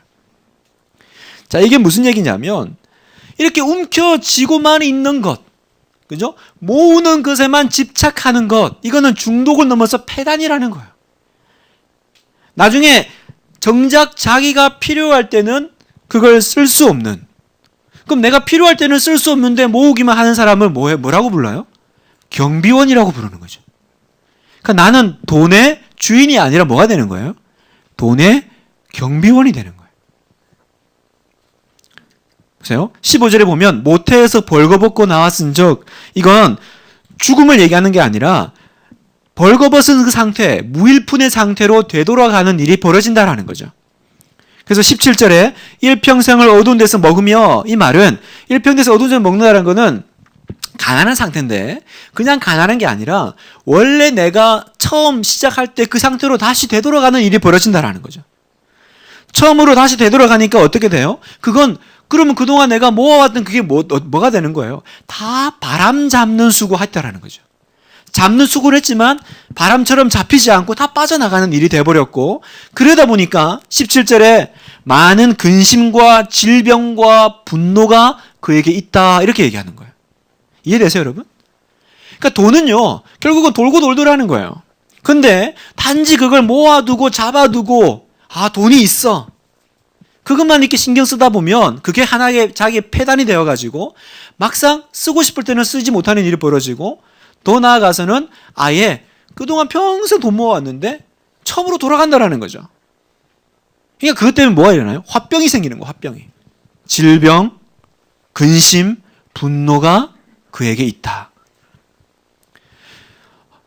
이건 이해가 잘 안 되시는 분이 계실 거예요. 이해가 안 되는 분은 돈이 없으신 분이고요. 이게 이해가 잘 되는 분은요, 돈이 좀 있으신 분은 이해가 되실 거예요. 그럼 전도자는 우리에게 어떻게 권면합니까? 없어질 때까지 지키지만 말고 현재 자신을 위해서 지금 사용하고, 그리고 적절하게 나눠주라는 거예요. 없어질 때까지 지키고만 있지 말고, 돈은 지키라고 있는 것이 아니라 사용하라고 있는 거다. 그런데 사용할 때는요, 내가 가지고 있는 이 몫에는요, 나를 위해서 쓰는 것도 포함되어 있는 거예요, 여러분. 이해되세요? 내가 나를 위해서 돈을 쓰지 않으면 이 돈은 결국은 다른 사람에게 다 가게 되는 거예요. 왜? 돈은 돌고 돌기 때문에.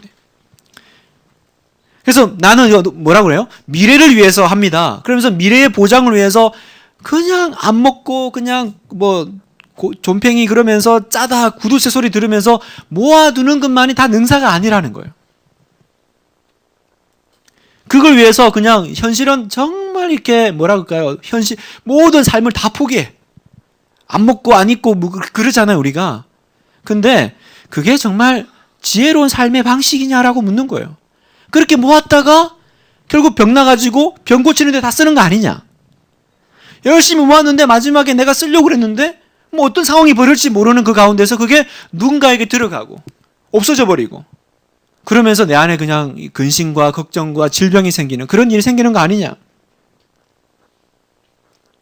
그러니까 남한테 밥 한 번 사지 않고 진짜 짠돌이 짜다 이런 얘기 들으면서 그냥 안 먹고 안 쓰고 이렇게 자기를 위해서 모아뒀다가 그냥 어떻게 돼요? 그냥 결국은 다 없어질 때까지 자기는 평생 돈 지키고만 살다가 끝나버린다는 거죠. 아까 얘기했듯이 뭐예요? 그냥 경비원처럼 사는 거예요. 그 돈을 내가 지켜드리는 인생. 그냥 돈이 우리 집에 있는 거예요. 그러나 그 돈 때문에 좋은 일도 안 생기고 그 돈 때문에 내가 누리는 것도 별로 없고 그냥 평생. 그러면 어떻게 해야 됩니까? 물질을 관련해서 배우는 세 가지가 있습니다. 첫 번째, 미래를 위해서 적당한 물질을 일단 모으라고 얘기를 합니다. 해서 쓰지 말고 그냥 펑펑 써 이렇게 얘기하는 것이 아니라 모아야죠. 모으지 않고 어떻게 물질이 생기겠어요. 잘 모아야죠. 그러나 두 번째, 기회가 있을 때마다 남을 위해서 적절하게 나누라. 그래서 전도서는 이렇게 11장일지 이렇게 얘기하죠. 너는 내 떡을 물 위에 던지라. 여러 날 후에 도로 찾으리라. 물 위에 던지라는 것은 여러 가지 해석이 나올 수 있습니다. 그러나 어떤 면에서는 되게 뭐라 그럴까요? 허비하는 것 같이 보일 때가 있다라는 거죠. 그죠? 물 위에 던진다라는 건. 이게 뭐 어떻게 될지 어떻게 하냐. 그런데 내가 다른 사람에게 때로는 그냥 마치 물에 버리는 것처럼 보이는 그런 일이 벌어지더라도 네가 그것들을 써라는 거예요. 나누라는 거예요. 그러면 뭐라 그래요? 네가 도로 찾는 날이 올 거다. 이게 이제 전도서의 이제 전도자의 지혜인 거죠. 그리고 세 번째, 물질 가운데 일정량은 너를 위해 있는 거야. 그냥 모아두고 그냥 지키고만 있든지 이거죠. 아니면 모으고선 그냥 남을 위해서만 쓰든지 이거죠. 그게 아니라 너를 위해서도 좀 써. 이 세 가지 균형을 모으고 나누고 사용하라. 이게 물질과 관련해서 전도자가 던지는 메시지라는 겁니다. 근데 문제는 어디서 생겨요? 이 세 가지 중에 하나에 매이면 이제 문제가 생기는 거예요. 모으기만 하든지, 나누기만 하든지, 아니면 자기를 위해서만 쓰기만 하든지. 여러분은 어떤 분이세요? 여러분은 어떤 분이세요? 그러니까 이 균형을 맞추는 것이 현명하고 지혜로운 사람이라는 거예요. 이 균형을 맞출 때 어떻게 돼? 우리는 잃어버릴까봐 염려하지 않고 그리고 중독될까봐 걱정하지 않게 된다는 거죠. 그러면서 이제 전도자는 이것만 얘기가 잠깐 쉬겠습니다. 전도자는 우리에게 이제 기쁨의 삶에 대해서 얘기를 합니다. 그 기쁨의 세 가지는 우리가 기쁨의 삼위일체라고 부를 수 있겠죠. 세 가지는 뭐냐면 먹고 마시고 자기 일을 즐기는 것. 결국은 그게 가장 기쁘고 행복한 일이다라는 거예요. 그 돈은 그 재물이라는 건 거기에 매여 가지고 살아가는 게 행복한 게 아니라 그걸 도구를 가지고 먹고 마시고 자기 일을 즐기는 데 쓰는 것이 그것이 행복한 일이 삶이 된다라는 거죠. 다시 말하면 낙을 누리면서 살라라는 거예요. 낙을 누리며 살라라는 거예요. 그 성경에 보면 수고하면서라는 말이 나오는데 그 수고하면서는 일하면서입니다. 일하면서. 9장 10절에 내 손이 일을 얻는 대로 힘을 다하여 할지어다. 낙을 누리는 것이 기쁨인데 이 낙은요. 그냥 그래서 그냥 아무 일도 안 하고 그냥 손 놓고 놀고 먹는 게 낙이 아니라 여기 보면 수고하면서 그 낙을 누리라는 거예요. 일하면서. 전도서는요. 이 일하는 것, 이 일을요. 축복으로 얘기합니다. 노동을 축복이라고 얘기해요. 즐거움이 뭐냐? 이 인생의 낙은 뭐냐면 아무 일도 안 하고 그냥 놀고 먹는 게 낙이 아니라 일을 하면서 그 가운데서 얻어지는 것이 낙을 누리는 거고 즐거움이고 축복이다 이렇게 얘기하죠. 여기서 낙을 누린다. 즐거움은 일을 하면서 낙을 누리는 것이라고 얘기했죠. 여러분 낙을 누린다라는 거는 낙을 본다 이렇게 이제 히브리어는 얘기하는데 히브리어로 라토브라는 단어를 씁니다.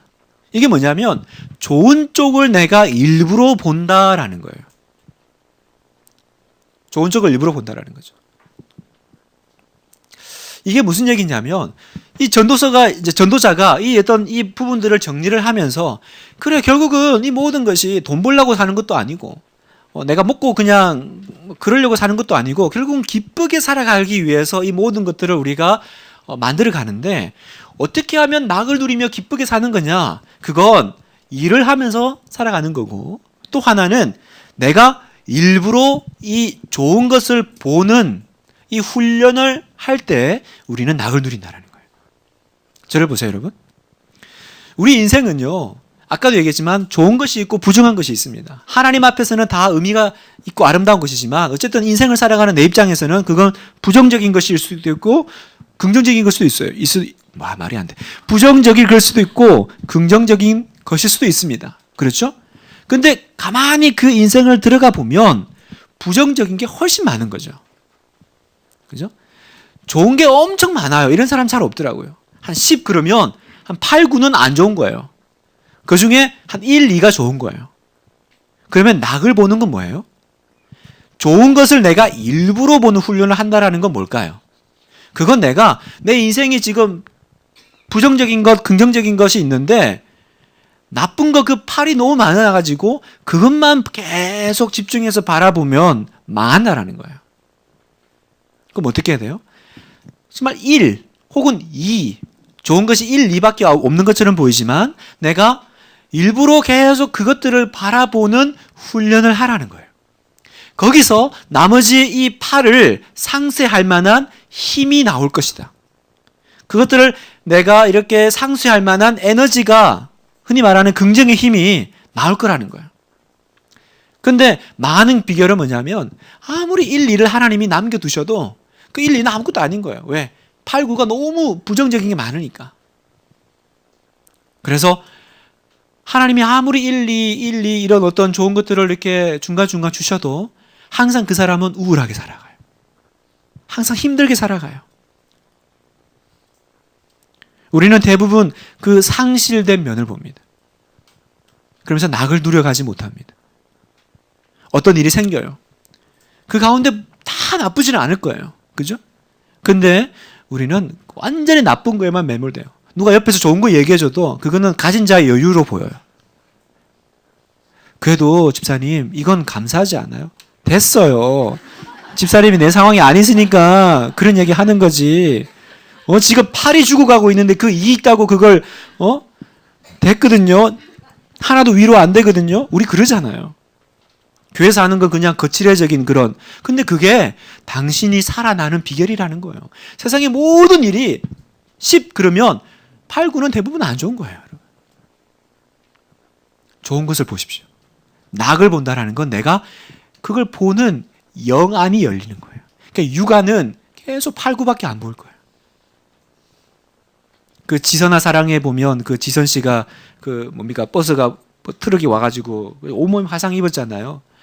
그 책에 보면 그 아버지가 그 응급실에 가서 기가 막혀 하죠. 자기 딸이 그냥 얼굴이 다 녹아내렸으니까. 그거 얼마나 예뻤어요. 그 전에 사진 보면. 근데 그분이 그 완전히 그냥 온 몸에 화상이 돼가지고 이게 살까 죽을까 그거 염려하고 있는데 감사가 나와요. 거기서. 그래도 발가락은 멀쩡하네. 발가락은 멀쩡해. 여러분 이게 웃기잖아요. 이게 완전히 그냥 허세구만 허세. 그 발가락 멀쩡하게 감사해요? 지금 온몸이 다 녹아내렸는데 발가락 멀쩡한 건 감사해요? 근데 거기서 성도는 살아나오는 거예요. 우리 같으면 목사님 그 발가락이 뭐가 문제예요 지금? 쉽지 않을 거예요. 여러분이나 저나 각자 자기의 삶 가운데 그게 일어났을 때는 쉽지 않을 거예요. 그러나 낙을 보는 것. 낙을 보는 것. 여러분의 삶을 되돌아보세요. 여러분은 우울한 사람입니까? 아니면 긍정적인 사람입니까? 여러분은 언제 긍정적이고 언제 기분 좋아질 수 있겠어요? 여러분 인생에 나쁜 일 하나도 없어지고, 그죠?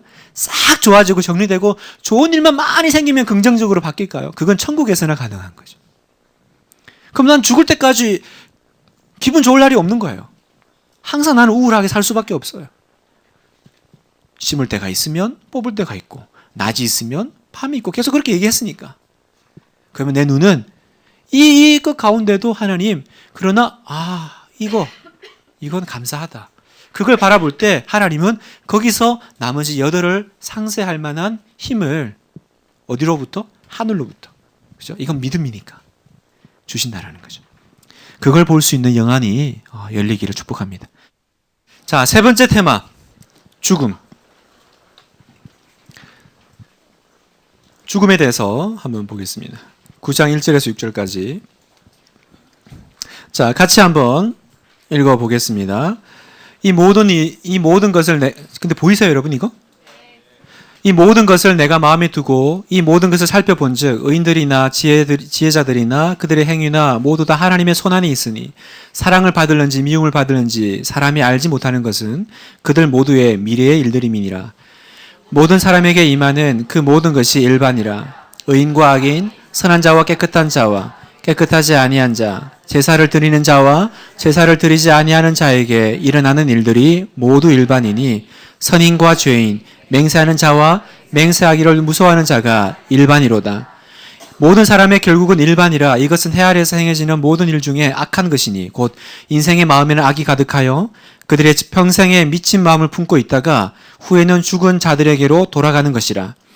모든 산 자들 중에 들어있는 자에게는 누구나 소망이 있음은 산 개가 죽은 사자보다 낫기 때문이니라. 산 자들은 죽을 줄을 알되 죽은 자들은 아무것도 모르며 그들이 다시는 상을 받지 못하는 것은 그들의 이름이 잊어버린 바 됨이니라. 그들의 사랑과 미움도 시기도 없어진 지 오래이니 해 아래에서 행하는 모든 일 중 그들에게 돌아갈 몫은 영원히 없느니라. 여러분, 이 전도서를 읽으면요, 알 듯 모를 듯 하거든요. 그래서 전도서가 큐티가 좀 어려우신 분은 이 개역 개정 버전을 보지 마시고 좀 쉬운 버전을 보시면 돼요. 뭐 쉬운 성경이나 아니면 아예 현대인의 성경이나, 그죠? 현대인의 성경을 좀 보면 훨씬 더 이렇게 좀 논리를 좀 맞췄거든요. 의역을 했기 때문에. 그래서 조금 더 읽기가 쉬워지실 겁니다. 여기 보면 계속 일반이라 이제 이런 얘기가 나오는데 그게 이제 핵심입니다. 자, 한번 보면 전도자는 전통적인 이 지혜에 대해서 제동을 겁니다.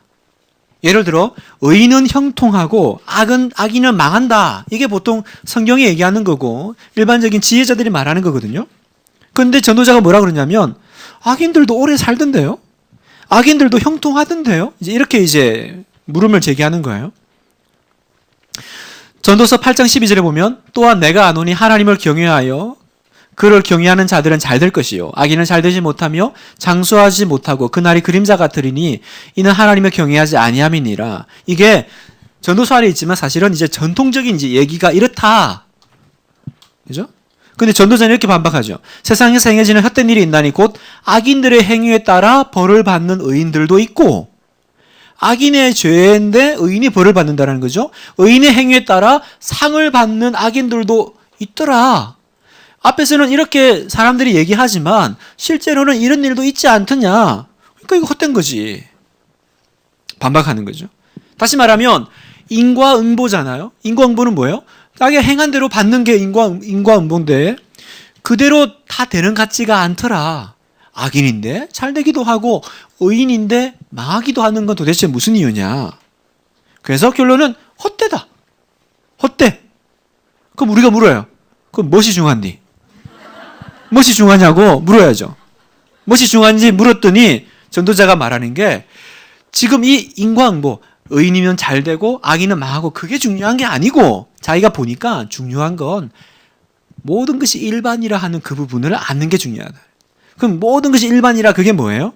그건 바로 우리는 모두 결국은 죽음 앞에 서 있다라는 이 사실을 아는 것이 중요하다라는 거죠. 자, 봅시다. 1절에 보면 아까 읽었는데 이 모든 것을 내가 마음에 두고 이 모든 것을 살펴본즉 의인들이나 지혜자들이나 그들의 행위나 모두 다 하나님의 손안에 있으니 이게 무슨 말이냐면 전통적인 지혜자들이 이렇게 말한다라는 거예요. 그러니까 의인, 지혜자 이들의 행위는 다 하나님의 손에 있기 때문에 하나님의 손에 의해서 그들의 모든 행위가 다 밝혀지고 악인들도 다 밝혀지는 그런 인과응보의 논리가 있다. 그런데 전도자는 이게 이제 첫 부분이면 뒤에 이렇게 제동을 걸죠. 그렇게 얘기를 하지만 실제로 그 사람이 하나님한테 사랑을 받을지 미움을 받을지 알지 못한지 않느냐. 그건 어차피 죽고 난 뒤에 미래의 내용인데 여기서 그런 일이 있을 거야 없을 거야 말하는 그게 뭐가 그렇게 중요하냐라는 거예요. 죽음 이후에 내가 상 받을지 벌 받을지는 확신할 수 없는 거다. 왜? 그건 내가 인식할 수 없는 세계의 것이니까. 이 얘기는 전도자가 지금 하나님의 심판에 대해서 지금 부정하는구나. 이게 아니라 거기에 대해서 너무 확신 가지면 안 된다라는 거예요. 내가 이렇게 살았으니까 상 받겠지. 내가 이렇게 살면 벌 받는 거 아니야? 그건 사실은 나 중심적인 거잖아요. 내가 이렇게 산다고 해서 하나님 앞에 상 받을지 벌 받을지는 가봐야 하는 거예요, 여러분. 다 사람은 자기 중심적으로 살거든요. 그러니까 갈등이 생기는 거잖아요. 갈등이 왜 생겨요? 나는 잘한다고 하는데 사람들이 당신 잘못했다고 얘기하잖아요. 거기서 갈등이 일어나는 거죠. 다 똑같은 마음이면 누가 갈등되겠어요? 왜 그런 갈등이 벌어져요? 각자가 생각하는 게 다른 거예요. 그러니까 그 각자의 생각을 가지고 나는 상 받을 거야. 그건 누가 준 확신이냐? 그건 가봐야 하는 거지. 그러니까 인과응보라는 건 그건 여기서 지금 결정낼 게 아니고 그거는 하나님의 몫이고 하나님의 주권이고 다만 우리는 뭐 해야 돼요? 그냥 상 받았으면 좋겠다. 하나님이 나의 행위에 대해서 축복해 주셨고 잘했다 말해 주시면 좋겠다. 그 정도면 족하다라는 거지. 나는 이제 잘 될 거야. 나는 착하게 살았으니까. 그거 잘 모른다라는 거죠. 신방을 해보면 많이 느낍니다. 본인은 막 잘했다고 얘기하는데 사실은 아니거든요. 근데 그걸 말해줄 수가 없어요. 왜? 상처받으니까. 왜? 다 자기 중심적으로 해석하고 자기 중심적으로 얘기하기 때문에 사람은 다 그런 거예요. 저라고 배울 수 있어요? 다 그렇게 사는 거예요. 그러니까 나중에 상 많을 줄 알았는데 천국 가보면 상이 없는 사람도 있을 거고 상이 하나도 없을 줄 알았는데 천국 가면 상이 많은 사람이 있을 거라는 얘기가 여기서 나오는 거죠. 그럼 뭐가 중요한 겁니까? 2절에 보면 모든 사람에게 임하는 그 모든 것이 일반이라. 그래서 의인과 악인, 선한 자와 깨끗한 자와 깨끗하지 아니한 자, 제사를 드리는 자와 안 드리는 자에게 일어날 일이 모두 일반이라. 이 말은 여기 나오는 이 악인, 의인과 악인, 선한 자, 깨끗한 자, 이게 이 인간 뭐라 그럴까요? 전체를 통상적으로 얘기하는 겁니다. 그런데 이 사람들에게 일어나는 일들은 인과응보의 논리가 아니고 그냥 다 하나의 일반적인 그 결론을 향해서 가더라. 다 일반이다 이랬거든요. 그럼 여기서 일반이 뭐냐? 다 일반이라는 이 일반이 무슨 뜻일까? 일반은 한 운명을 향해서 간다라는 거예요. 그러면 그 한 운명이 그 운명이 뭘까요? 이 모든 이 땅에 있는 사람들에게 임할 한 운명이 뭐예요? 그렇죠. 죽는다라는 거죠. 그래서 전도서 2장 14절에 보면 지혜자는 그의 눈이 그의 머릿속에 있고 우매자는 어둠 속에 다니지만 그들 모두가 당하는 일은 모두 같으리라. 그걸 내가 깨달았다. 지혜자, 우매자 이렇게 막 우리는 나누지만 중요한 건 다 똑같은 일 당할 거다. 그럼 또 당하는 일이 뭐냐? 3장 19절에 인생이 당하는 일은 짐승도 당하나니 그들이 당하는 일이 일반이라. 또 일반 나왔죠? 뭐예요? 짐승이 죽는 것 같이 사람도 죽는다. 그게 일반이고 그게 한 운명이다라는 거예요. 전도자는 지금 구분 없이 모두 다 죽는 거 아니냐. 그걸 얘기하죠. 그래서 4절에 보면 모든 산자들 중에 들어있는 자에게는 누구나 소망이 있으면 산 개가 죽은 사자보다 낫기 때문이라. 이 말은 또 뭐예요? 또 전통 지혜자의 얘기인 거예요. 우리가 그러잖아요. 사자가 얼마나 좋아요. 그 라이언. 근데 죽은 사자보다는 차라리 산 개가 낫지. 이 말은 뭡니까? 우리식으로 하면 개똥밭에 굴러도 이승이 낫다. 그런 이제 맥락인 거죠. 사는 게 좋은 거지. 그런데 전도자는 그 얘기가 아닌 거예요. 산자의 유익은 그게 아니라 산자들의 유익은 뭐냐? 자기가 죽을 줄을 아는 것. 그 하나 차이 있다라는 거예요. 죽은 자들은 이미 소망이 없고 산자의 유익은 그냥 내가 죽을 건데 그걸 내가 죽기 전에 지금 인식할 수 있고 알 수 있는 지금 시간대에 머물러 있다라는 거예요. 그러니까 전도자가 보는 이 인간과는 뭐냐면 이 인간은 결국은 자신의 죽음을 아는 자에 불과하다라는 겁니다. 그리고 죽음 이후의 것에 대해서는 그 인식의 밖의 문제이기 때문에 잘 알 수도 없고 거기에 대해서 함부로 확신 가지면 안 된다라는 거죠. 그래서 5절에 아까 보면 여기 보면 죽은 자들은 아무것도 모르며 그죠? 왜 이제 죽어버렸으니까 모르고 그들이 다시는 상을 받지 못하는 것은 그들의 이름이 잊어버린 바 됨이니라. 무슨 말입니까? 죽음 이후에는 다 잊혀진 존재가 되는 것 아니냐. 그러면 인간에게 주어진 시간은 언제뿐이에요? 죽음 이후에 그 부분이 아니라 죽기 전에 있는 그 시간이 사실은 네가 관심 가지고 네가 집중해야 될 부분이라는 거예요. 이 얘기는 아까도 얘기했듯이 아직 부활의 개념, 그죠? 그리고 그 죽음 이후에 그 부분들이 명확하지 않은 구약의 한 성도가 지금 이 돌아가는 것을 보고 해석해내는 부분이기 때문에 이렇게 얘기하는 거예요. 그래서 이 사람이 볼 때는 보세요. 그들의 사랑과 미움과 시기도 없어진 지 오래이니 무슨 말입니까? 이 모든 사랑, 시기, 미움 이거 다 죽고 나면 아무 쓸데없는 거야. 다 사라지지. 죽은 자에게 돌아갈 몫은 영원히 없느니라. 죽고 나면 뭔 소용이 있냐라는 거야. 그러면 오늘 우리에게 전도자가 던지는 그래서 당신이 지금 붙잡아야 될 메시지는 뭐냐? 아, 나는 죽는다라는 것을 알라라는 거예요. 하나님 앞에서 축복된 인생은 뭐냐면 아, 나는 죽음이 있다라는 것을 알라라는 거예요. 그게 제일 중요하다라는 거예요. 뭐 그 죽음 이후에 어떻게 되고 뭐 그 다음에 어떤 뭐 인과응보에 받아서 상 받고 벌 받고 그 문제 놔두고 일단 네가 지금 이 살고 있는 이 삶을 한번 봐. 이 삶은 그냥 계속 주구장창 이어지는 삶이 아니라 유한한 시간으로 있는 삶이라는 거예요. 이게 왜 필요해요? 그래야 우리가 이 시간을 잘 살아갈 수 있다는 거죠. 성경은 끊임없이 우리에게 어떤 메시지를 던지냐면 너는 죽는다라는 걸 얘기해요. 생소하잖아요. 근데 너무 또 익숙하잖아요. 우리 가운데 죽는 거 모르는 사람 아무도 없습니다. 그러나 죽는 거 생각하고 사는 사람도 없습니다. 여기 가운데 오늘 밤에 자기 죽는다고 생각하시는 분 계세요? 그랬으면 여기 안 왔겠죠. 그죠? 지금 내가 오늘 밤 죽는데 이런 거 듣고 있을 때가 아니잖아요. 빨리 맛있는 것도 먹고 빨리 회개 기도하고 재산 정리하고. 근데 아무도 우리는 여기 와서 강의 잘 듣고 또 집에 잘 가서 잘 도착할 거라고 생각하지 내 앞에 죽음이 있다라는 것을 인식하고 살지는 않아요. 그냥 뭔가 어렴풋이 있지만 그건 저 천년만년 뒤에 일어날 일. 나는 죽지도 않고 나는 늙지도 않을 거야.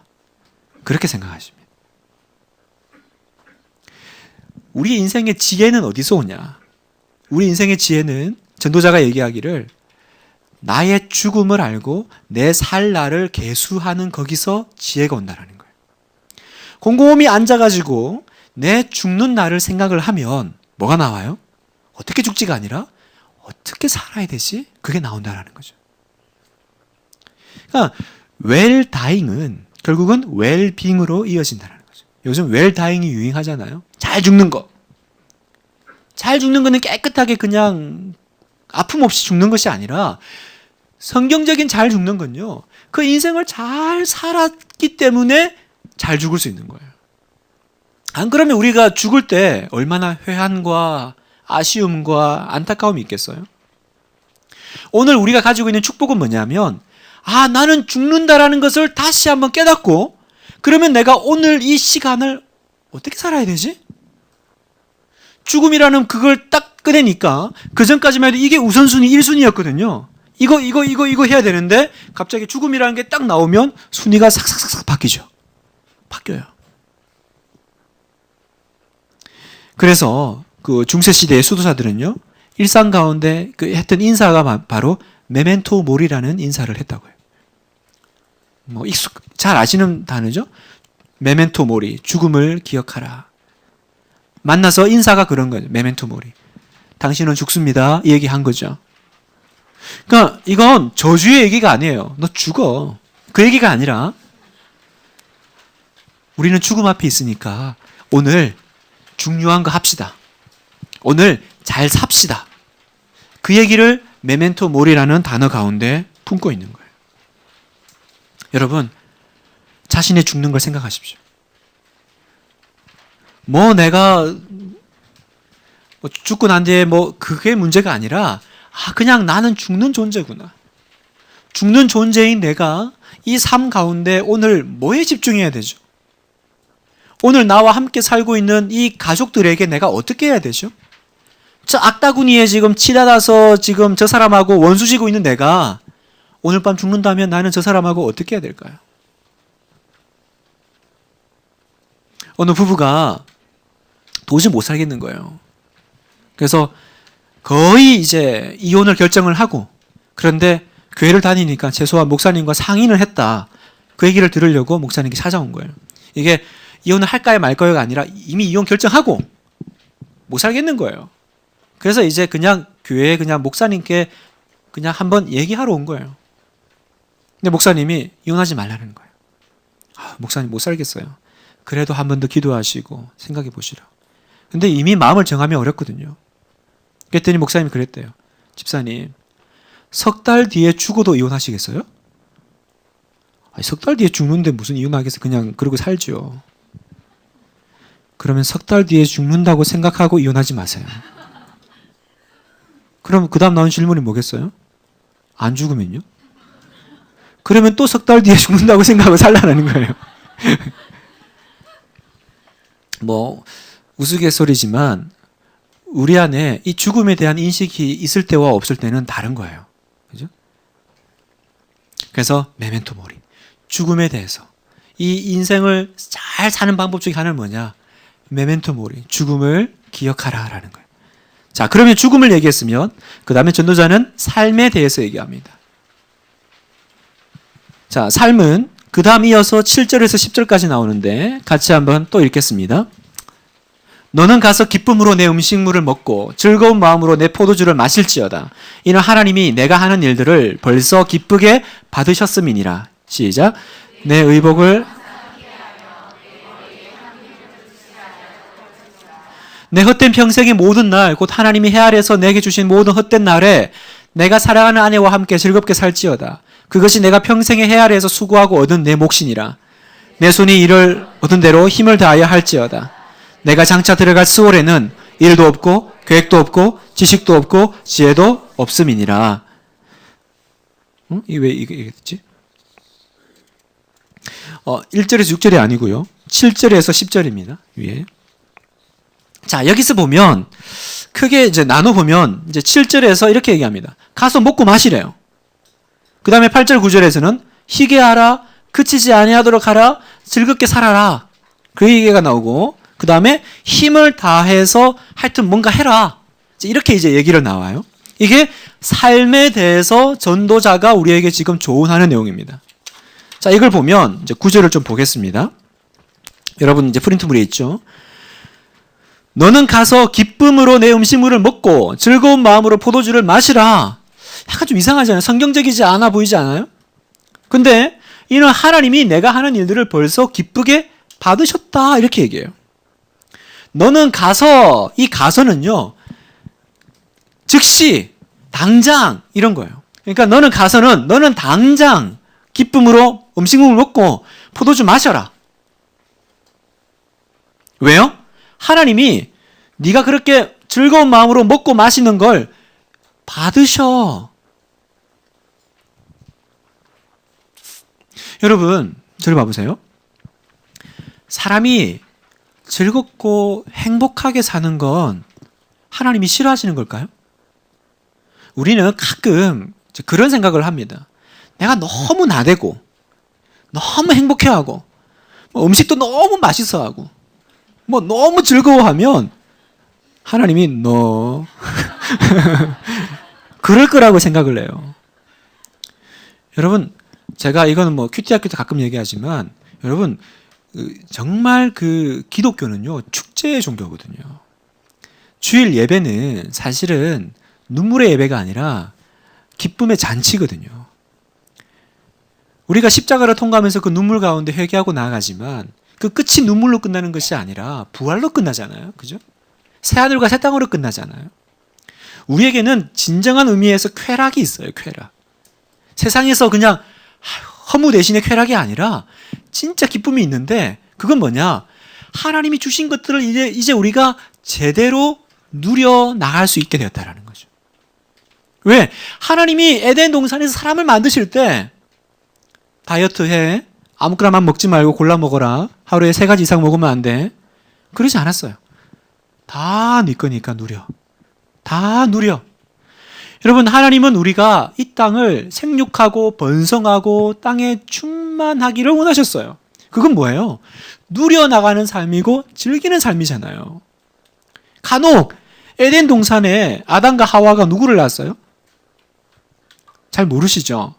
베드로와 요한을 낳았잖아요. 아닙니까? 가인과 아벨을 놓고 이제 가인이 이렇게 그 동생을 죽이고 나서 이제 이건 약간 좀 격가지 얘기인데 시간이 없는데 어떡하지? 이제 쫓겨나갔을 때 가인이 얘기해요. 아니 나 갔다가 누가 나 보고 죽이려면 어떡해요? 그때 많은 분들이 얘기하세요. 가인과 아벨밖에 없었던 거 아니야? 도대체 누가 가인을 죽인단 말이야? 그럼 이 사람도 여기서 어떻게 나타난 거야? 이제 그렇게 이제 질문을 하세요. 그렇죠? 어디서 나타나서 가인을 죽이는 걸까요? 아담과 하와. 그 밑에 가인과 아벨. 4명만 있었는데 누가 누구를 죽여요? 생각을 해보세요. 하나님의 명령이 뭐예요? 생육하고 번성하고 땅에 충만하라 그랬어요. 그 말은 뭐예요? 애 많이 놓고 건강하라 그랬죠? 그 에덴 동산에서 잘 먹고 옷 안 입고 있는데 뭐 했겠어요? 애 많이 낳았겠죠? 성경에는 가인과 아벨만 있지만 사실은 생육하고 번성하고 땅에 충만하라 했던 그 말을 아담과 하와가 잘 했다면 아마 가인과 아벨뿐만 아니라 많은 사람이 있었겠죠. 이건 약간 뭐 격가지 얘기인데 제가 얘기하고 싶은 건 그거예요. 창조자의 창조주의 우리를 향한 하나님의 뜻은 우리가 고뇌하고 뭔가 이렇게 즐거움을 스스로 억누르고 그냥 이렇게 좋아도 좋아하지 못하고 이렇게 이제 마음 이렇게 졸여가면서 사는 그런 삶이 아니라 하는 거예요. 즐김, 누려나감 이건 창조의 원리예요. 즐거워하라는 거죠. 이는 하나님이 내가 하는 일들을 벌써 기쁘게 받았다. 네가 먹고 즐거운 마음으로 먹고 즐거운 마음으로 마시는 건 이미 네가 하기 전부터 하나님이 그렇게 하기를 원하신다라는 거죠. 먹는 게 중요합니까? 먹는 게 중요합니다. 그래서 식사할 때 믿음이 나옵니다. 그렇죠?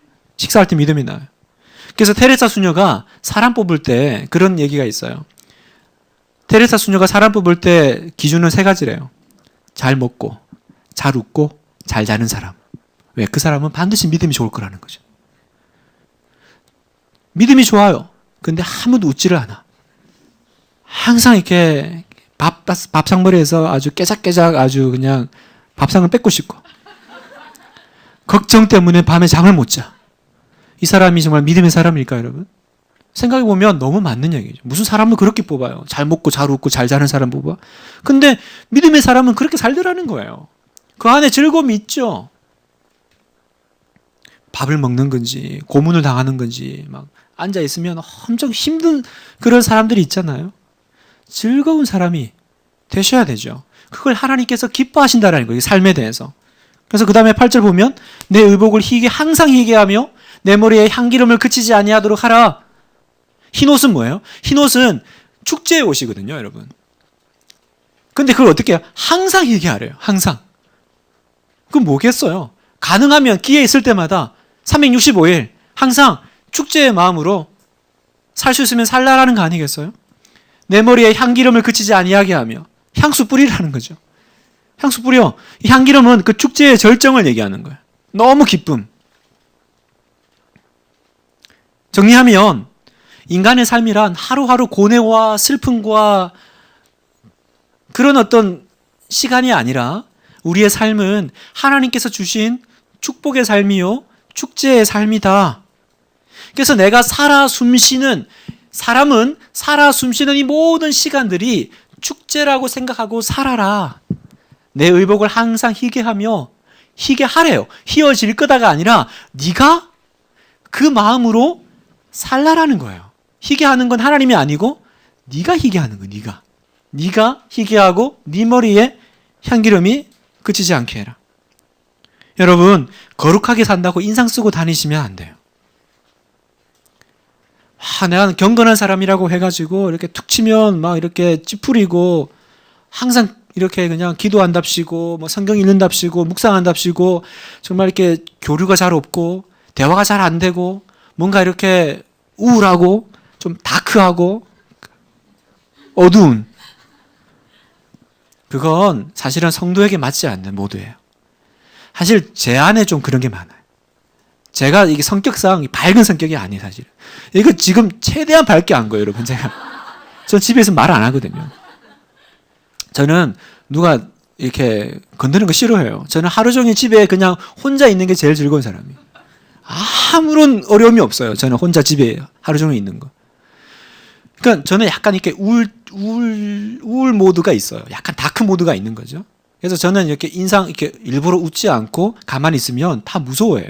좀 차가운 약간 도시 남자의 느낌이 있죠. 차도남이라고 이제 제가. 근데 이게 맞지 않다라는 거예요, 여러분. 그러니까 막 이게 이제 제가 이제 있었던 교단이 좀 그래요. 교단이 막 이렇게 주일날 TV 보면 때리고 막 뭐 그런 교단이어가지고요. 하여튼 많이 맞았어요. 그러다 보니까 항상 주일도 기쁜 날이 아니고요. 신앙생활도 이렇게 항상 뭔가 의무감만 가득하고 억눌려져 있는. 이 인상 쓰고 다니는 일이 굉장히 많은. 근데 여기 뭐라 그래요? 기쁜 마음으로 먹고 포도주를 먹으라, 술 마시라는 게 아니라 그런 마음으로 살라라는 거예요. 네 마음을 항상 축제로 만들라는 거예요.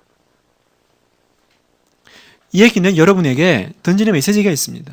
여러분, 성도는 매력이 있어야 돼요. 그죠? 성도는 향기가 있어야 돼요. 예수 믿는 사람은요, 매력적이어야 된다고 봅니다. 여러분, 매력적이세요? 저는 여러분 보시기에 매력적인가요? 그래야 돼요. 적어도 우리가 이렇게 사람들이 가까이 하고 싶어 하지 않은 사람이 되면 안 되는 거예요. 저 사람하고 있으면 굉장히 이렇게 어두워져, 마음이. 그러시면 안 되는 거예요. 뭔가 저 사람하고 있으면 하여튼 이렇게 없던 분위기도 이렇게 막 생기고, 그죠? 좀 즐겁고, 좀 기쁨이 이렇게 전달이 되고, 그게 매력적인 거 아니겠어요? 좀 닮고 싶고. 여러분 안에 의복을 자기가 좀 희게 해야 되는 일들이 있다라는 거예요. 그게 이 삶에 대한 전도자의 권면이에요.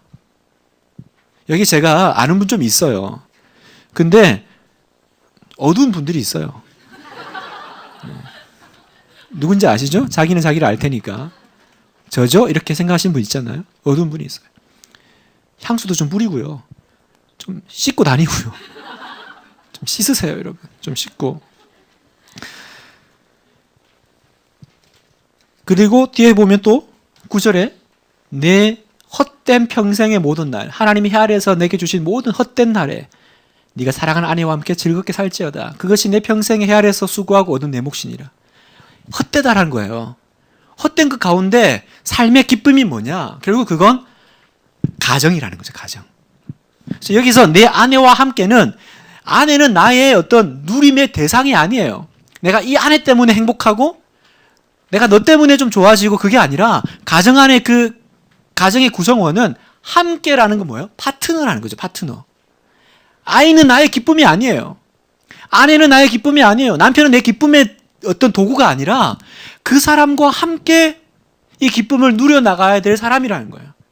너 때문에 내가 살아, 이런 얘기 하시면 안 돼요. 당신 잘해, 너 때문에 당신 때문에 요즘 내가 진짜 우울해, 그런 얘기 하시면 안 되는 거예요. 함께, 그건 내 인생의 파트너로서 이 안에서 보세요. 다 헛돼요. 헛된 평생의 모든 날에, 이 헛된 날에 네가 누려야 될 것은 가정의 기쁨. 여러분 안에서 그 자녀들과 아내와 남편과 그 안에서 기쁨, 그게 있어야 돼요. 또 제 얘기를 하면, 저는 경상도 남자고 제 부모님 부엌에 한 번도 들어가지 않은 분이고, 그래서 제가 부엌에 들어가는 거 되게 싫어하셨고, 진짜 말 그대로 집에 오면 이렇게 뭐 밥도 뭐 자자 뭐 묵자 뭐 그런 얘기밖에 별로 하지 않는. 그래서 저는 제 서울 여자를 만나서 결혼을 하면서 너무 힘든 거예요. 말을 많이 해야 되는데 제가 할 얘기가 없는 거예요. 이 성격상 안 맞는 거죠.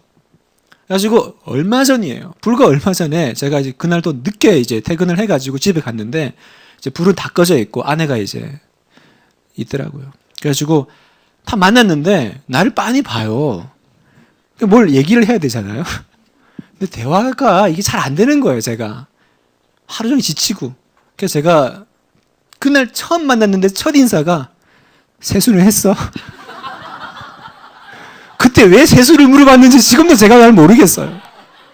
그냥 아내 얼굴을 보면서 세수는 했어? 저녁에 11시인가? 죽는 줄 알았어요. 아니, 엄청 삐져가지고 지금 처음 만나가지고 물을 얘기가 세수는 했었냐고. 나도 왜 물었는지 모르겠어요.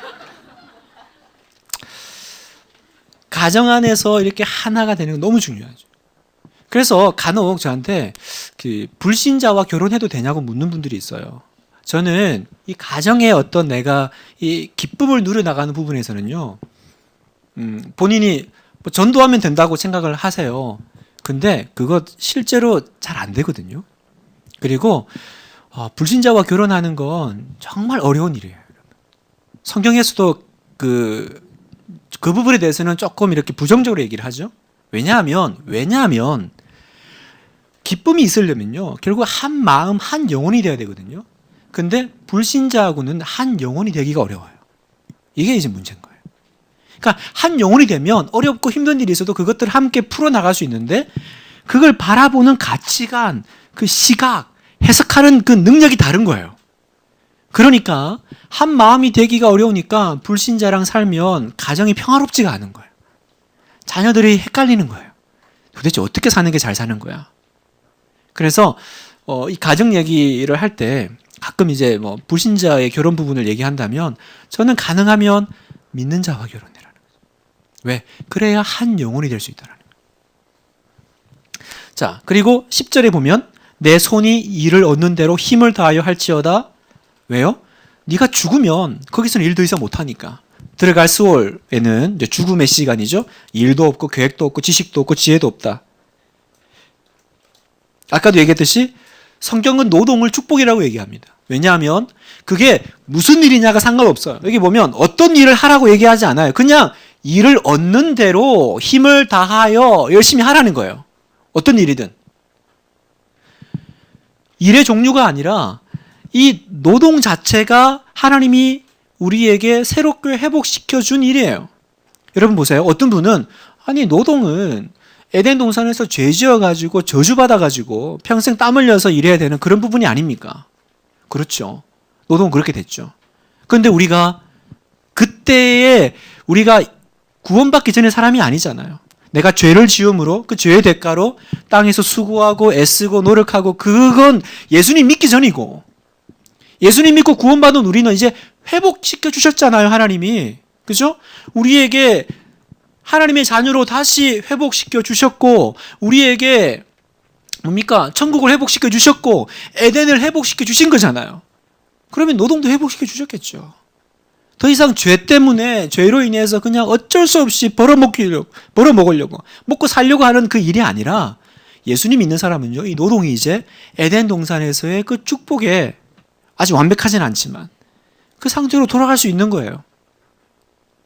우리는 그 유교나 양반 그런 문화 때문에 놀고 먹는 게 그냥 축복이고 일하는 건 저주라고 생각하고 일하는 건 그냥 내가 정말 어쩔 수 없이 먹고 살려고 하는 거라고 하지만 예수 그리스도 안에서 회복된 사람에게는요, 일하는 게 축복이에요, 여러분. 어떤 것이든. 왜? 죽으면 할 수 없는 일이니까. 일을 누려나가고 즐겨나가고 힘써 해나가라는 거예요. 그 안에서 기뻐하라는 거죠. 일하면서 짜증내지 말고 일하면서 죽는다 그러지 말고 이 일은 이제 하나님이 그 창조의 그 에덴에서 주셨던 그 생육하고 번성하고 땅에 충만하게 하시는 그 일 안에 한 일이구나. 그래서 그런 얘기가 있습니다.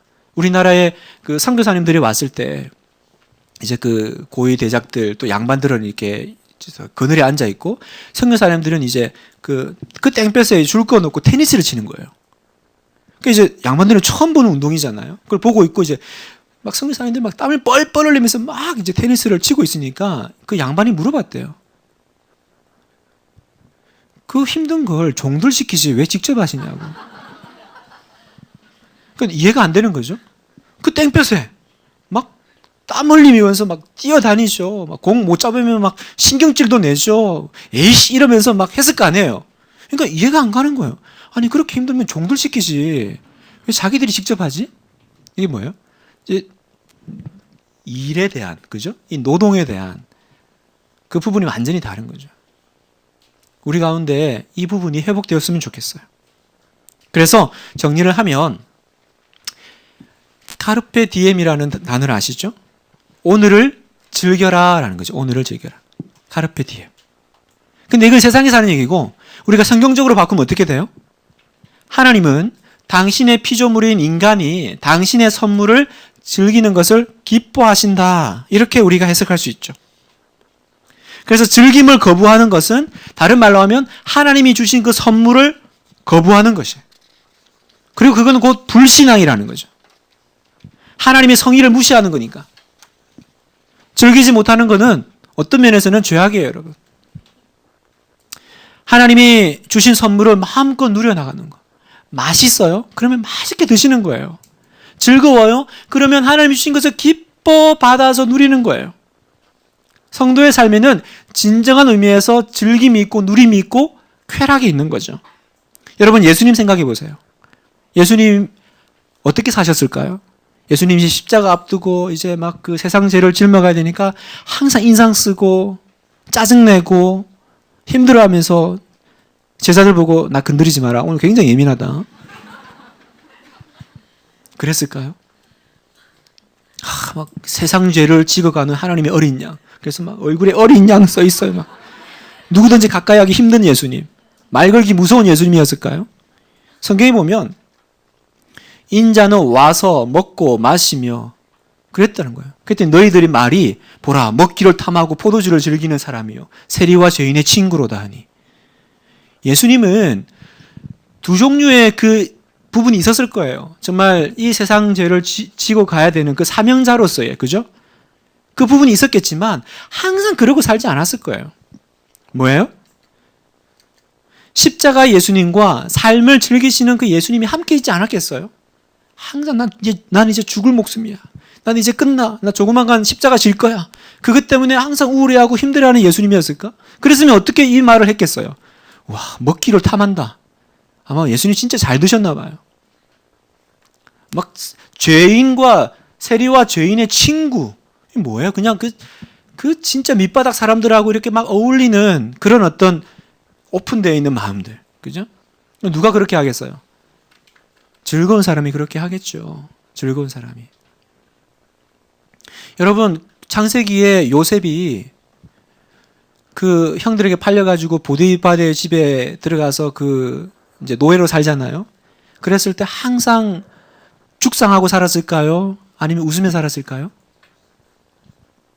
성경에는 나오지 않아요. 뭐 요셉이 죽상을 하고 있었더라 이렇게 있지는 않아요. 그러나 요셉은 웃었을 것 같아요. 왜냐하면 그 주인 보디발이 요셉을 들었었거든요. 그죠? 들어서 야 너는 뭔가 좀 특별한 것 같아. 이제는 너가 이 일을 좀 해라. 여러분 어떤 한 사람을 쓸 때 맨날 고뇌 차고 맨날 막 인생 불평하고 막 죽을 상 해가지고 앉아있는 사람 보고 야 너 괜찮은데? 나랑 일해볼까? 이럴지 않을 거예요. 그죠? 분명히 얘가 지금 팔려왔고 뭔지 모르지만 사정이 있는 것 같고 상황이 있는 것 같고 뭔가 가족들이 얘를 완전히 버린 것 같은데 얘 얼굴이 다른 거예요. 뭐지? 그러니까 보디발이 보고 그 많은 노예들 가운데 이 사람을 들었었겠죠. 너는 좀 특별하다. 너는 다 이 노예들 막 죽을 상하고 앉아있는데 너는 왜 울상이 아니냐. 죽을 상이 아니냐. 우리 안에 이 균형. 그죠? 항상 즐겁고 막 그러면 또 안 되겠지만 엄숙할 때는 엄숙해야겠지만 또 내가 누려나가는 거. 하나님께 주신 것들을 기뻐하는 거. 그죠? 그게 하나님이 우리에게 주신 원래 창조자가 우리 창조물인 우리를 만들 때 원하셨던 그 삶의 모습일 거예요. 마지막 청년의 때에 대해서 청년이여 내 어린 때를 즐거워하라. 청년이여 내 어린 때를 즐거워하며 내 청년의 날들을 마음에 기뻐하여 마음에 원하는 길들과 내 눈이 보는 대로 행하라. 그러나 하나님이 모든 일로 말미암아 너를 심판하실 줄 알라. 그런즉 근심이 내 마음에서 떠나게 하며 악이 내 몸에서 물러가게 하라. 어릴 때와 검은 머리의 시절이 다 헛되니라. 우리가 이 말씀을 많이 읽는데 이 말씀을 읽을 때 오해하는 부분이 뭐냐면 그래 청년이여 마음대로 살아봐. 그러나 알지? 끝에는 무서워. 그러니까 마음대로 살지 마. 우리는 이렇게 보통 해석을 합니다. 근데 여기는요. 꼭 그렇게만은 해석할 수가 없는 거예요. 네 마음대로 살아봐. 그러나 심판이 있을 거야. 그러니까 자중해. 절제해. 이건 앞에 얘기했던 그 카르페 디엠하고는 조금 안 맞는 거죠. 이 얘기는 뭐냐면 기회를 놓치지 말고 열심히 살아라. 인생은 생각보다 짧다라는 거예요. 특히 젊음의 날은 그 중에서도 더 짧다. 그러니까 그 젊음의 날에 어떻게 사는 게 좋겠니? 생각해봐라. 그래서 여러분 보세요. 청년이여 내 어린 때를 즐거워하라 그래요. 청년이여 내 마음에 기뻐하고 네 마음에 원하는 길들과 내 눈이 보는 대로 행하라. 여기서 여러분 내 마음이 보는 것, 내 눈이 내 마음에 원하는 것, 내 눈이 보는 것 이게 뭘까요? 이건 적극적으로 하라는 거예요. 적극적으로. 우리 청년들에게 얘기합니다. 즐거워하는 건 마음만이 아니라 삶으로도 실제로도 기분으로도 적극적으로 그렇게 기뻐하며 살아라는 거예요. 그러면 그 뒤에 있는 이 심판은 무슨 내용입니까? 뭘 심판하겠다라는 거죠? 두 가지가 있을 수 있어요. 첫 번째, 아까 카르페 디엠 누려라. 하나님이 주신 축복들을 네가 즐거워하라 그랬는데 제대로 즐기지 못한 거에 대해서 너는 해명해야 될 거야. 이 얘기예요. 제 얘기가 아니죠. 전도서 3장 13절에 사람마다 먹고 마시는 것과 수고함으로 낙을 누리는 그것이 하나님의 선물인 줄 내가 또한 알았다 그랬잖아요. 그죠? 먹고 마시고 수고함으로 아까 수고하는 건 일하는 거라 그랬죠. 낙을 누리는 것, 좋은 것을 보는 것 그것이 하나님의 선물이에요. 그렇게 하라고 했는데 넌 도대체 왜 그러고 사냐? 내가 너에게 누리라고 준 시간들에 대해서 이 아까운 이 젊음에 대해서 내가 이 준 이 아름다운 선물들에 대해서 너는 왜 제대로 누리지 못했냐? 온갖 핑계를 대면서 거기에 대해서 네가 해명하라는 거예요. 두 번째, 너무 지나치게 누리는 사람은 정도껏 좀 해라 이 얘기인 거죠.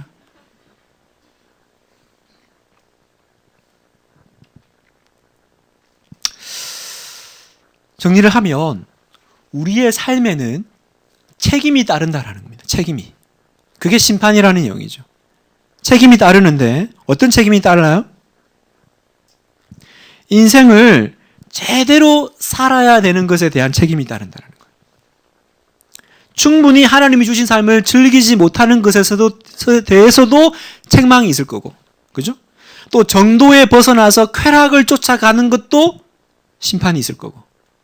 그러니까 이 중용에서 내가 이 삶을 하나님이 주시는 이 중용의 길에서 가장 잘 누려나가는 거, 그게 대해서 신경 쓰고 애써라.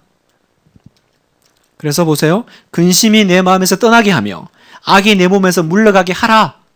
어릴 때와 검은 머리의 시절이 다 헛되니라. 헛되다란 말은 무슨 얘기냐면 짧다라는 거예요. 머리가 검을 때는 젊을 때를 얘기하는 거거든요. 그러니까 이 젊을 때가 짧은데 그때 너 근심하고 염려하면서 시간 다 보내지 말고 최대한 누려나가라는 거죠. 책임을 가지고 내가 제대로 누리지 못할까 봐도 걱정하고 내가 너무 그냥 쾌락으로 갈까 봐도 걱정하면서 그러나 그 걱정 때문에 네가 아무것도 못하지는 말고. 그래서 이 전도서의 특징은 청년기의 적극성을 강조하고 있다는 거죠. 잠언에서는요 좀 절제라, 참아라, 아들아 그렇게 하면 안 돼 이런 얘기를 많이 합니다만 전도서에서는요 해보라는 거예요. 즐거운 삶을 살도록 노력하라는 거예요. 그래서 여기 보면 근심이 떠나가게 하고 악이 내 몸에서 물러가게 하셔라. 그럼 목사님 지금 상황이 좀 어려운데 어떻게 하면 제가 근심이 물러갈 수 있을까요? 우리 청년들이 물어요. 목사님 지금 너무 힘들 시간을 보내고 있는데 어떻게 하면 제가 근심하지 않을 수 있을까요? 목표를 세우면 근심이 사라진다는 거죠. 비전을 제시하면 내가 지금 하고 있는 이 일들이 갑자기 아름다운 때가 바뀐다는 거죠. 의미가 있는 일로 바뀌어진다는 거죠. 그때는 내가 그냥 견뎌내야 되는 힘든 일이기 때문에 거기에 대해서 근심이 있었지만 내가 이제 분명한 목표가 생기면 비전이 제시가 되면 이제는 그것이 다 의미가 있는 때로 바뀐다는 거죠. 그러니까 여러분 빨리빨리 하나님 앞에서 뜻을 구하고 비전을 정하고 내 인생은 어떻게 살겠다 빨리 마음을 정하셔야 돼요. 내 인생의 뜻을 정하고 또 우리 나이가 있으신 우리 집사님들도 마찬가지세요. 인생 2막 어떻게 열어가실 거예요? 그냥 이렇게 살다 끝나실 겁니까? 아니면 내가 이 인생 2막은 이제 새로운 비전을 내가 두고 내가 거기에 맞춰가지고 내 남은 삶 어쨌든 헛돼요. 그죠? 뭔가 힘들어요. 힘든데 기왕 힘든 거 나 이것 때문에 힘들 거야 라고 정하면 거기에 대해서는 이제 자유하시게 된다는 거죠. 비전을 정하는데 한 10년 걸리시면 안 됩니다. 10년 동안 기도해보고 제가 뭘 할지 결정하겠습니다. 맨날 하나님 뜻을 구하는 분이 있어요. 10년 전부터 계속 하나님의 뜻을 기도하고 있어요. 그러지 말고 빨리빨리 하나님 앞에서 비전을 딱 찾고 내가 내 남은 이제 인생의 후반전 내가 이 하프타임을 가지고 나서 인생은 이렇게 가야겠다. 그렇게 딱 되면 그 다음에 내 인생에 오는 어떤 그 뭡니까? 고난들, 그죠? 어려움들은 다 내 이 비전이 목표가 상쇄해 나갈 거라는 거예요. 결론을 맺겠습니다. 전도서는요. 1장부터 10장까지 계속 허물을 얘기합니다. 무슨 허물을 했냐면 재물, 권력, 명예, 쾌락 다 누려봤거든? 다 누려봤는데 그거 헛방이야. 그거 허무하더라. 이렇게 얘기합니다. 너 지금 재물을 위해서 애쓰고 있니? 권력을 위해서, 명예를 위해서, 쾌락을 위해서 애쓰고 있니? 근데 나는 왕으로서 이미 다 해봤어. 해봤더니 허무하더라는 거예요. 그럼 어떻게 해요? 그래도 해볼 거예요 라고 쾌락으로 가든지 아니면 그래요? 그럼 아무 쓸모가 없네?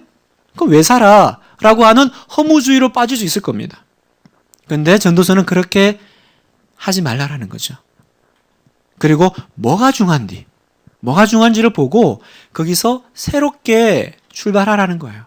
내가 이까지 와가지고 이 얘기를 해주는데 너도 이 길을 같이 걸어온 다음에 나랑 똑같은 얘기 하면 안 된다라는 거예요. 그거는 정말 우매한 자라는 거예요. 지혜자는 뭐예요? 내가 살아보고 이 얘기를 하니까 너는 이거 똑같이 맛보고 그 얘기 하지 말고 내 얘기 듣고 빨리 방향 바꾸라는 거죠. 이해되세요? 그러니까 전도서를 읽으면서 헛되고 헛되다 이러니까 요즘 계속 헛돼요. 마음이 힘이 없어요. 그 얘기가 아니에요, 여러분. 그걸 다 살아본 사람이 꼭 찍어봐야 된장인지 똥인지 아니? 내가 그거 아니라고 하잖아. 그러면 네가 내 얘기 듣고 그때 궤도 수정하면 얼마나 많은 걸 아끼겠니? 근데 사람들이 얼마나 악하고 교만한지 아니에요. 나도 끝까지 한번 가보고 내가 직접 헛되다란 말을 내가 해보겠습니다. 그게 우매한 거예요. 지혜자는 앞서간 사람이 그 실수한 부분은 피해가는 게 지혜로운 사람인 거죠. 그래서 우리가 죽을 때 세 가지를 걱정한대요. 아쉬워한대요. 좀 더 베풀 걸, 좀 더 용서할 걸, 그리고 덜 걱정하며 살 걸. 근데 어디를 보니까 이 세 번째요. 덜 걱정하며 살 걸. 이게 돌아가실 때 대부분의 사람들이 후회하는 것 중에 이게 제일 많더라고요. 이렇게 사는 건 줄 알았으면 그때 뭘 그렇게 걱정하고 살았나. 덜 걱정할 걸. 여러분 짧은 삶이지만 여러분의 인생도 돌아보시니까 그게 많죠.